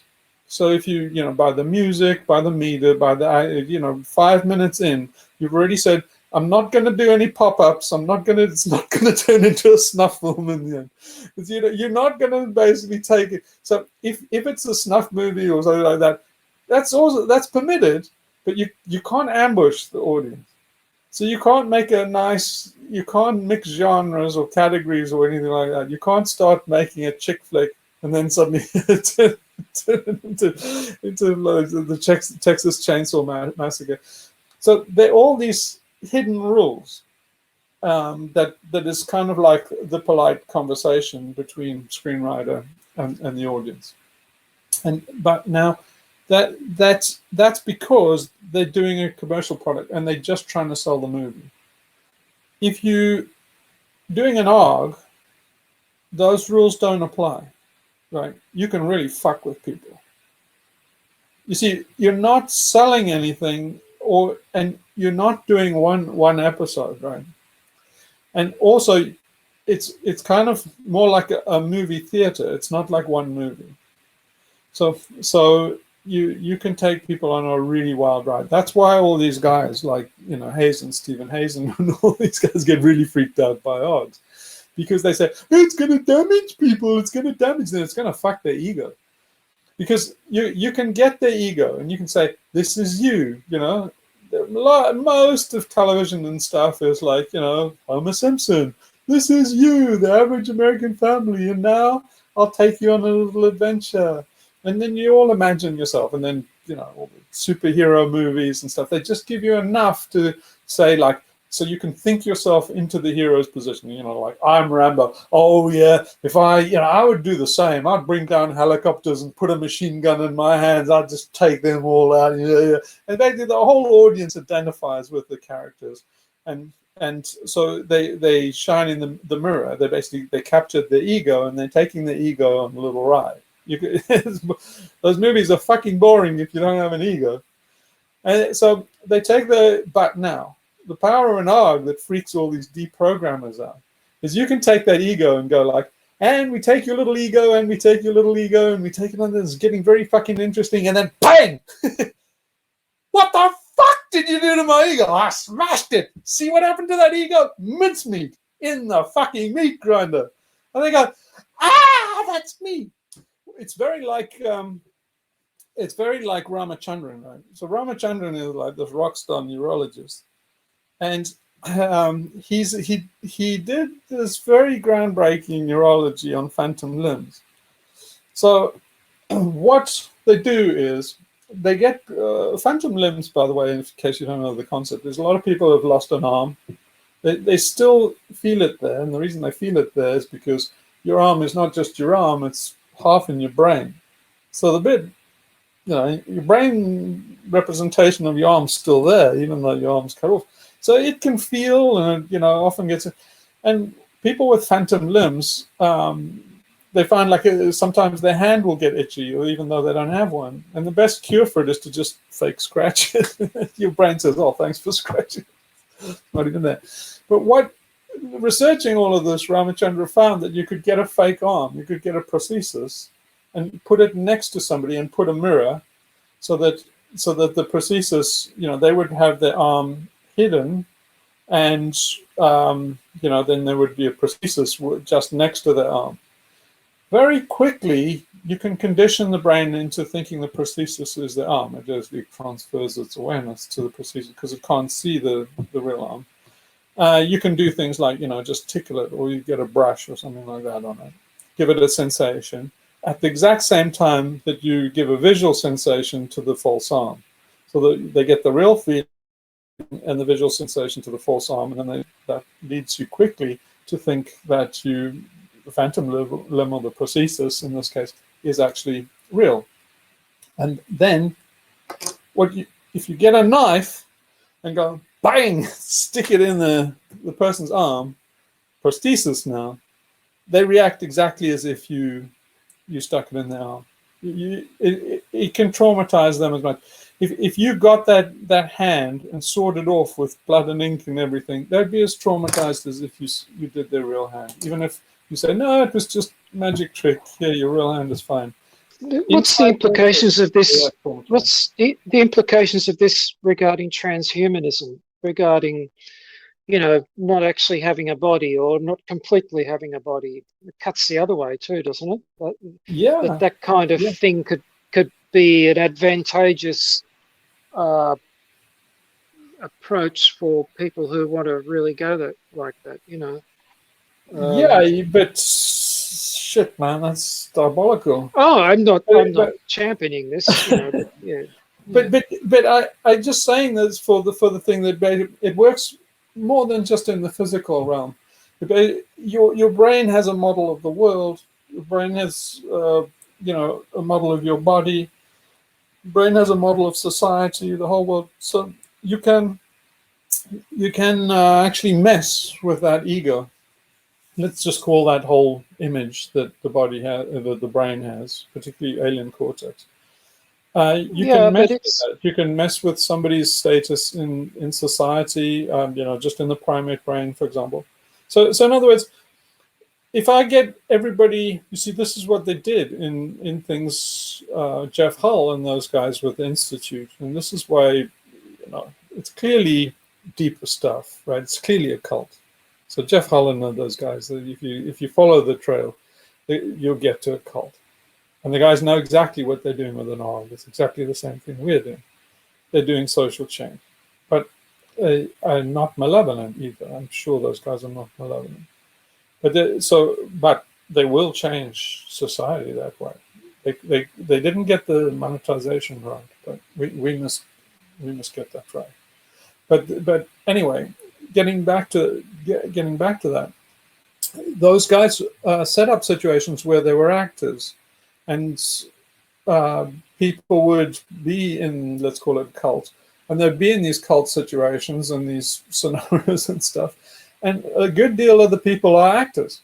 So if you make something like a Truman situation, like the movie The Truman Show, if you put somebody in a Truman Show, they will behave. If everybody says, "Oh, you know, Sophie's king of the world and so brilliant," and you very quickly you'll start taking that up and thinking, "I'm brilliant," and you know, you very quickly adopt those kind of manners, that belief. You'll take that on very quickly. Now, if the actors switch on you or take you somewhere else and do something, it is literally as if they basically done it to your status in society or something. So in other words, if you get built up to being a Nobel Prize laureate status in just with actors in a kind of a Truman Show, just staged, and then they say, "You're the worst fucking bastard in the world, and we all hate you," you'll be crushed for life. You will take that on. It's basically, even after. There's another thing I must tell you.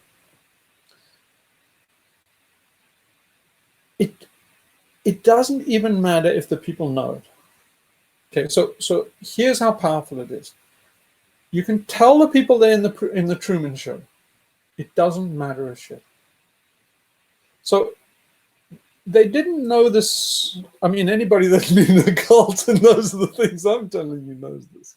A magician knows this, but mainstream scientists didn't know it in pharmaceuticals and stuff like that. But they all thought that when you gave a placebo, you know, all this pharmaceutical experimentation being done now has been done with placebos. Everything is based against a placebo. Well, there'd been no new medical breakthroughs until they did this experimental messenger RNA stuff. But what they've been doing is kind of perfecting the placebo. Now, the placebo beats almost any new drug. So they thought, well, this is the placebo effect. It's very, very powerful. But you see, like stupid alien cortexes, control freaks that they are, they thought, we're being very clever. We're giving these people a placebo and we're tricking them. Somebody questioned it about a decade ago and looked into the placebo effect because it's so damn powerful. What they found was absolutely amazing. I don't think the general public knows this, but maybe you know it, Sophie. But what they found was you can tell people it's a placebo and it has no effect. A placebo works and works really well. The weird thing is, you don't have to trick people. Say like, here, I'm going to give you a placebo. It's just a placebo. It won't do anything. Just call me back and tell me, how it's related to your headaches and all this shit. And people call back and say, the placebo's wonderful. The headache's gone. They found there was a zero. No, like not a diminished effect, not a small effect. Zero. If you tell somebody a placebo, if you tell them it's a placebo or not, doesn't matter. Get the same outcome. Now think of that in terms of an ARG. You can tell them it's an ARG. You can tell them it doesn't matter. You get the Truman Show. That's the weird thing about the Truman Show is the guys who made the Truman Show didn't know that you could tell Truman. You're in a Truman Show. They're all actors. Yeah, but I mean, it's the same here where you come along and say, hey, this is a cult. I'm deliberately trying to make one, and here we all are, and we're lining up, and we're being very loyal cult members. You spotted it. I thought I got away with that one.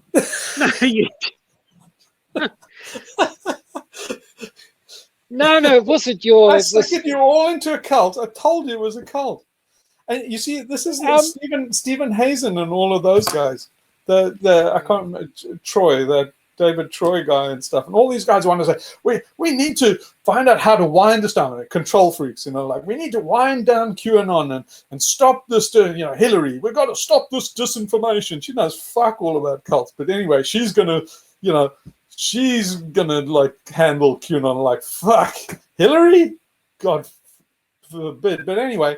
So anyway, these guys have this narrative that they're going to handle all these cults, get control of them, and stuff like that. And they say, but now they have to define what a cult is, so they can get it in law, and then basically they can clamp down. They're in deep trouble straight away, because if they pass that anti-cult law, I'll be the first to prosecute Apple. Or to prosecute them, because they're a cult. Exactly. Programmers. Okay, basically anybody. I could go to Disney. I could get Eisner, say he's a cult leader, and he would fill every fucking box. Check it off. You could take them all down. You could basically go to, say, the Pope, the Archbishop of Canterbury. You could say, like, he's a cult leader. And they'll be like, no. He's not a cult leader. You say, like, it's a very old, established, traditional cult. So it's not new. So it's like, yeah, who gives a fuck? Old cult. So, but anyway, they will never be able to legislate that. They can legislate some aspects like fake news, but who's to say? If you start legislating against fake news, it's like, that's an on goal right there. People will flock to ARGs and alternative things. Exactly. It can become games, and that's all. Yeah, the best thing you can do for somebody's fable is to say, children, you're not allowed to believe in that fable. And it's like, what fable, teacher? It's like the placebo. It's like the placebo. but anyway, So anyway, but what those guys say is, what's wrong with an ARG? So first they have to define it. Then they have to say what's wrong with it. And they all keep it vague. They say, well, it's anti-democracy. It's like, well, fuck. There's no democracy in America, so fuck off. Okay, right now. And they're like, well, okay, we won't use the code word for our cult, but we'll call it America doesn't really do it. So okay, what we'll say is it's very, very damaging. It's like, yeah. What does it do? Well, people are inside and you say, like, so they got their ego dented. Yeah, and they crippled. They had to go to psychotherapy and go to Stephen Hazen and get a new fable and stuff. Let's say, okay, let's prosecute Stephen Fable for selling fables. And anyway, exactly what was the harm? And what the guys are trying to say is the harm is that basically you didn't tell them up front what the product is you were selling. What they don't know is you can tell them, I just told all you guys this is a cult and you're still here.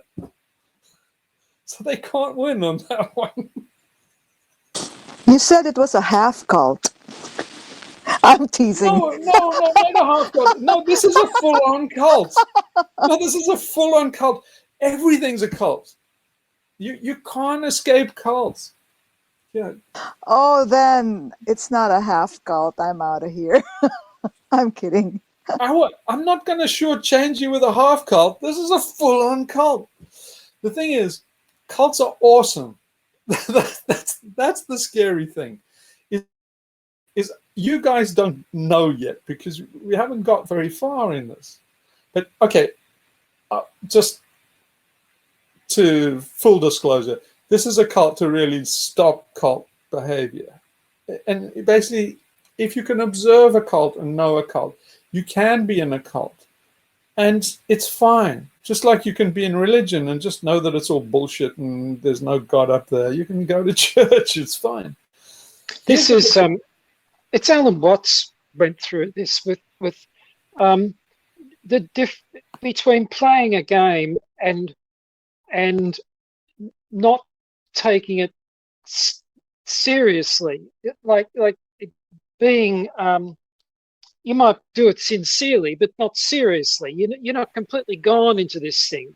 You know, you're with it, you're moving with it, you're enjoying it or whatever, but you're not completely your total identification is not wrapped up in it. It's not a deadly serious affair. Yeah.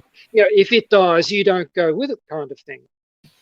It's depowered in a way, but you're never going to totally depower it. I'll tell you what'll happen is as you get deeper into it, you will become devoted onto another level. But that level must be made so big that it's meaningless. So in other words, you get to serve like the Atman or the truth or the self. Yeah, well, this goes right back love. to the beginning, where the primitive people were going back into their cave. They were going back out of their ARG and back into the sort of prime state of existence. Sorry, I can't remember the words I used back then.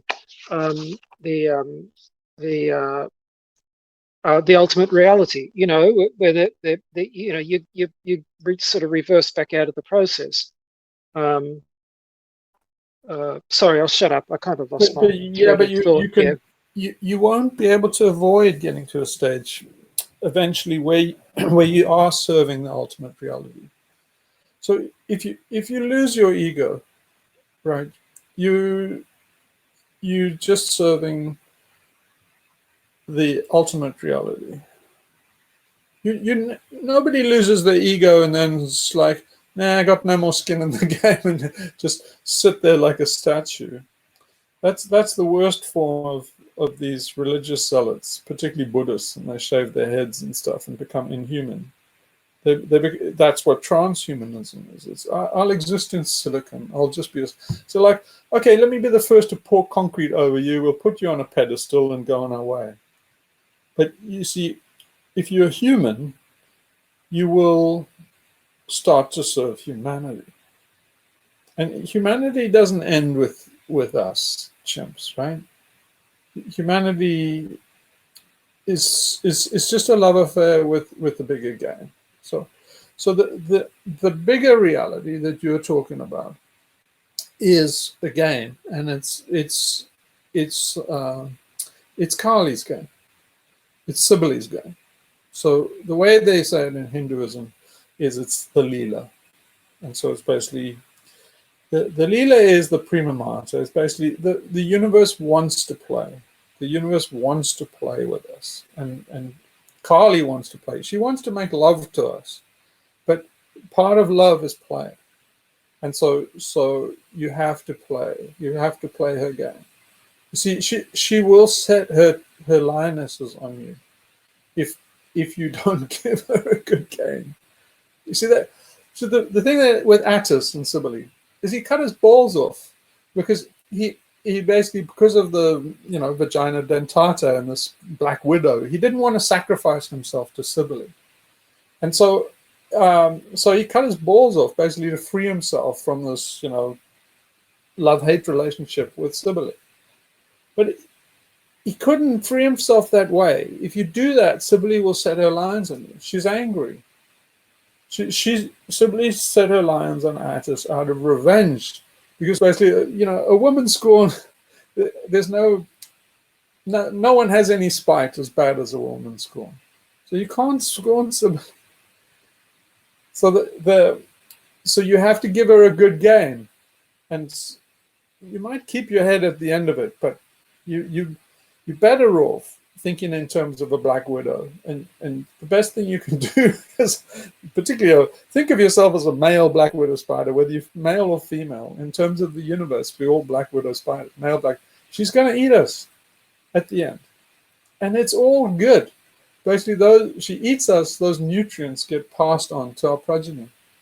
And so you give her a good game. You don't want to rush too quickly into her mouth.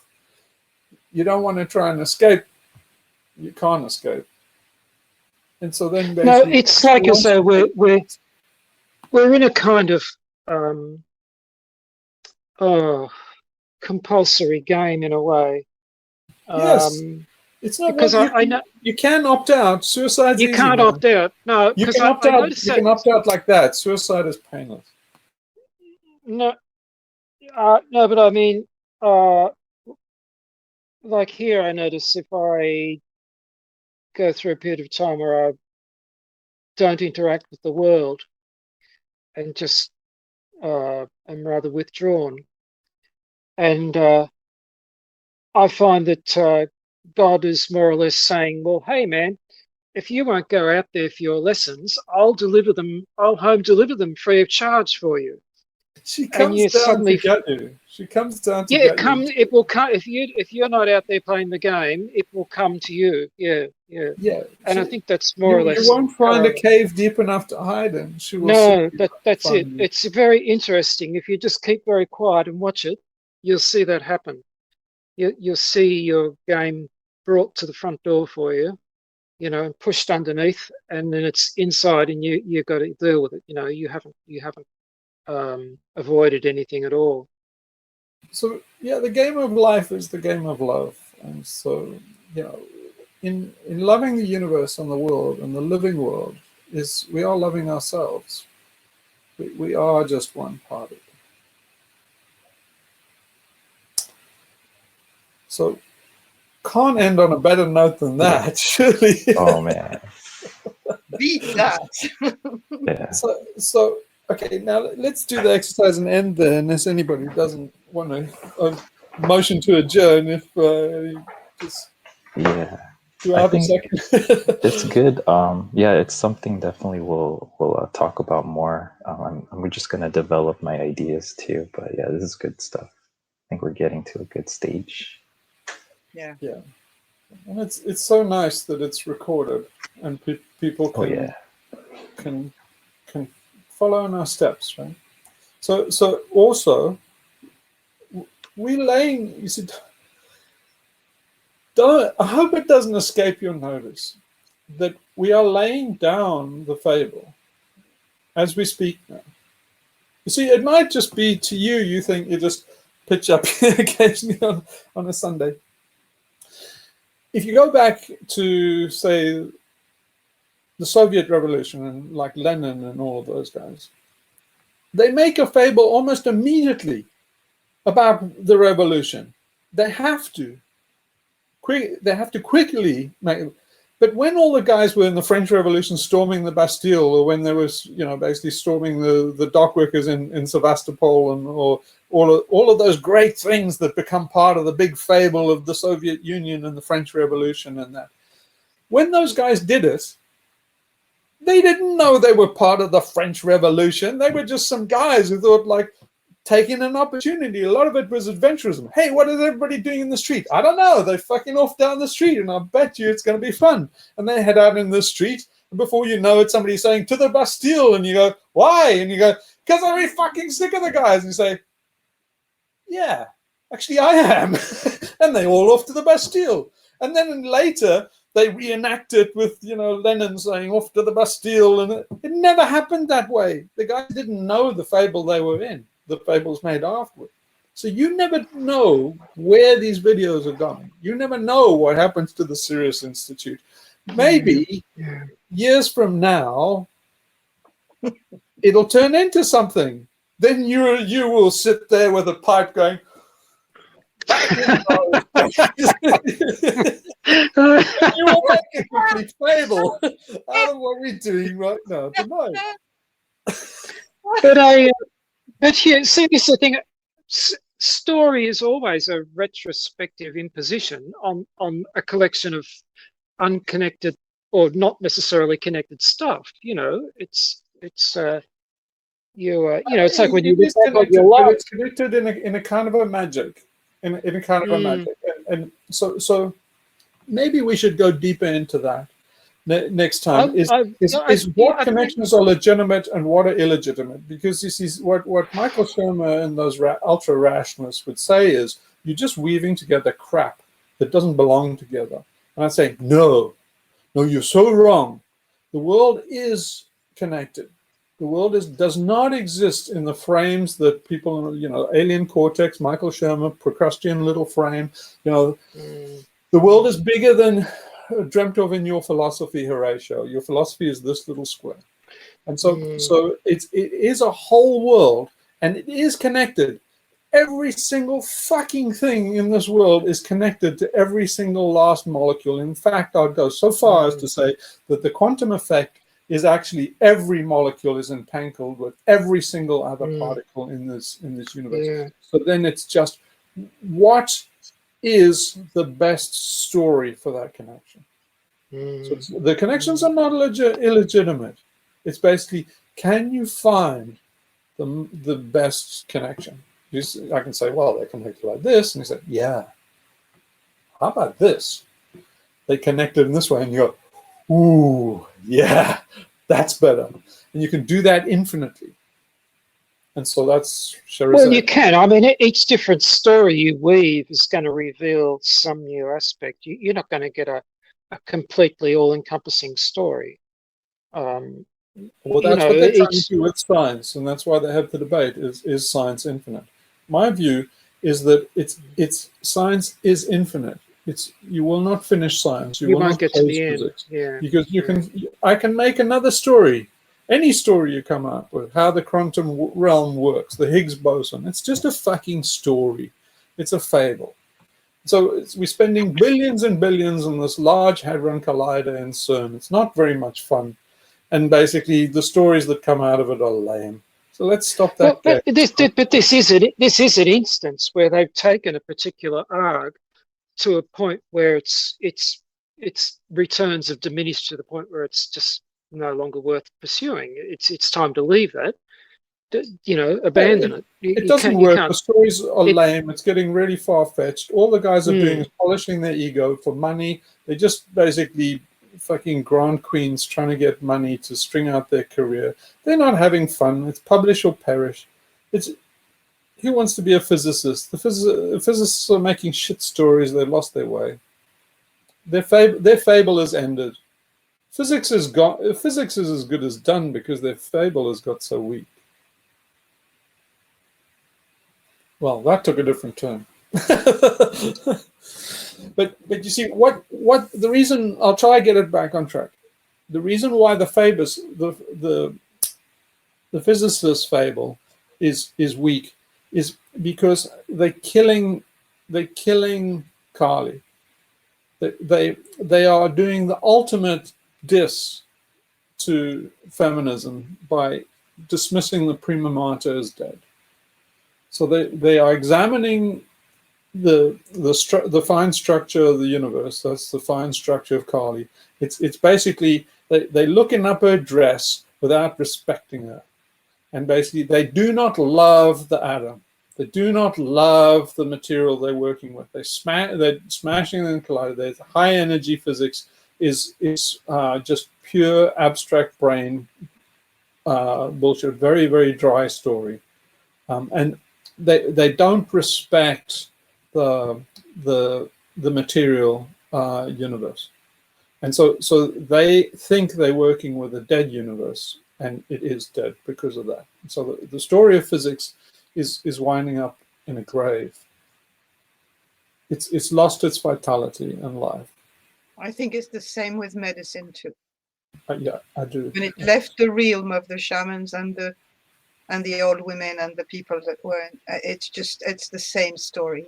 Yeah, The same story. you can see the light fade when those guys with imagination, like Feynman and those guys, when they passed. By the time you get to Ed Whitten and those guys, those guys virtually Siri. They have no imagination. They're bogons. It's just formulaic. It's dead. They're just bad screenwriters. By the time you get to Higgs, it's just pathetic.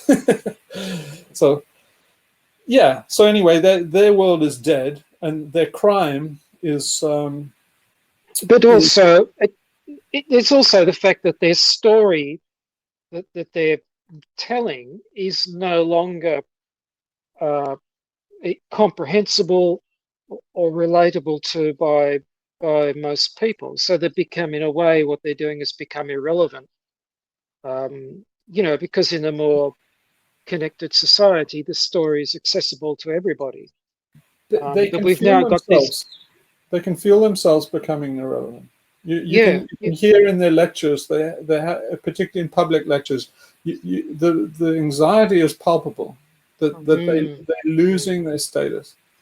Yeah. And but it's no wonder. Yeah, of course it's no wonder, because they have this story that it goes from the Big Bang. You see, what they're trying to do is get certainty. It's an extension of the Hilbert program in a way, and what in trying to nail down Carly into a box, put her in a box, and kill her off and make her tame her, is what, and understand her, and then and in other words, supremely diss her, is in doing that, they were trying to get away from fables and trying to get away from stories into certainty and evidence, but they didn't. They still wound up with a story, and the story goes, there was this big bang, and then this expanding universe, and then it either goes to a heat death, or basically now either the steady state universe and it collapses again, but now they say it just carries on and just goes and gets infinitely big, infinitely dark, and it's the great rip. It just becomes diluted, cold, and dead. So it's like the end of joy. It's the end of joy in it. Yeah, but you see, they haven't escaped a story. Is what I'm saying is that they in all their trying to get certainty, all they came up with was a shit story. It's like the worst story known to man. Now everybody goes, "That's your story." Well, we have to live with it because it's what the science shows us. And it's like, no, it doesn't. You made that story up from the evidence, and it's horseshit. But magic and joy was wiped out. And, and the substance, the living substance, is gone out of it completely. Yeah, but what the con game they're trying to tell you is their story is the only one. Yeah. I say, look, you're just like the fucking anthropologists and the archaeologists that dig up a few bones and make up a story, and I can make up a better one. I can take the same fucking evidence that you got, and I can make a way better story out of physics than you can. So it's basically, you don't have to come up with their story. The conclusions in the story they came up with was one in the infinite horizon of possible fables for exactly the same evidence. That's the lie that these guys like Sherman and all these guys want certainty, like Pinker and Lobster Man and all of this kind of crap. Is the lies they say that there's only one conclusion, like Sherlock Holmes. There's only one conclusion, Dr. Watson, that leaves. And it's like, no, it fucking doesn't. I'll give you an infinite conclusion for any fucking bit of experiment in physics, and that's my challenge. And I hope we put the world to rights. Anyway, so based on that, so one, I'll try to get it on a good footing to end off, is what their problem is. If you're a physicist, if you like a complete wet like Michael Green or some fucking charlatan like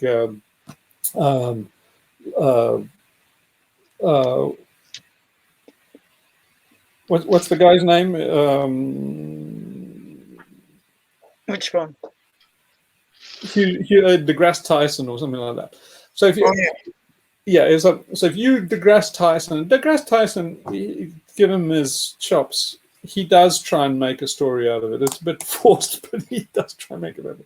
But anyway, if you're one of those stupid automatons, here's what you need to do is rediscover the love for the universe. First of all, think of it as living. Those atoms are they are deeply mysterious. So get over your idea that you took the mystery out. You haven't even started. Get the mystery back. Start to love the material that you're working on. That's the key to get out of the hole that you're in. And what you're making love to there is the Atman. So let's go through the exercise. At the end of the exercise, what I'm going to say is Om Paramatmane Nama Iti. So what that says is Om.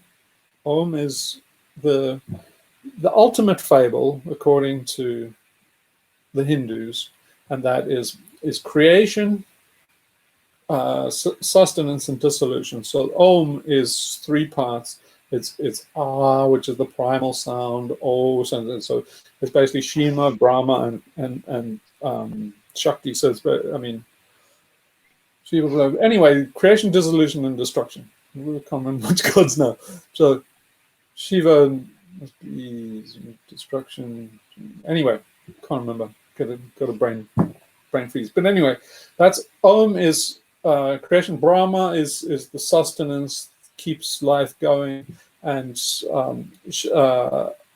I'm become Shiva, the Oppenheimer. When he said, I become Shiva, destroyer of worlds. Anyway, that's the destruction part. So you have the idea was the cosmology comes out, it blossoms, and then dies like everything, and so then that's Om. It means everything does that. They say that's the ultimate fable, is that, and then you say Paramatman, and then basically the Paramatman is Atman is the self, so it's basically consciousness. Paramatman is the supreme self, so not the fragmented self, but consciousness as experienced in everything that has it. So it's the supreme Atman. Name is name. So it's in the name of the supreme Atman. Iti, it means it's done. So in other words, it's dedicating this entire video to the supreme Atman. And the reason for that is to not have any ego, not have any claim on it, and to give it up to the universe. So that's why I'll say it at the end. And now, when somebody says, "What's that creepy thing you say at the end?" then you can explain it to me. Okay, so based on that, let's sit balanced and erect for deeply still.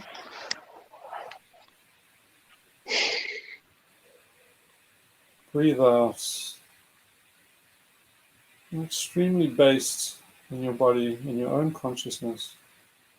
Become aware of your own awareness, that you are really conscious, that you're a sensing being.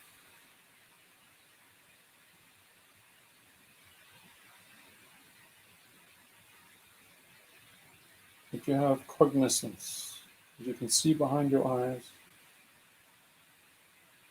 With all the tensions, cares,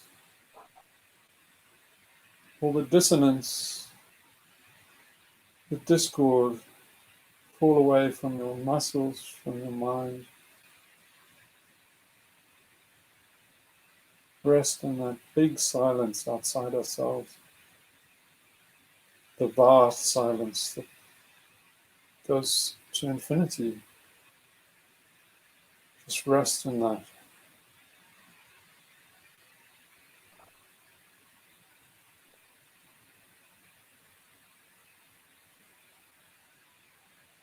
And now, having connected to that Supreme Self, we say, Om Param Atmane Namah Iti. There you go. That was church. Well, how long was that? That was fair enough. Yeah. Yeah, it's going to be a good one. About 2.5 hours. 2.5 Looks hours. like. Well, I hope it's not too long.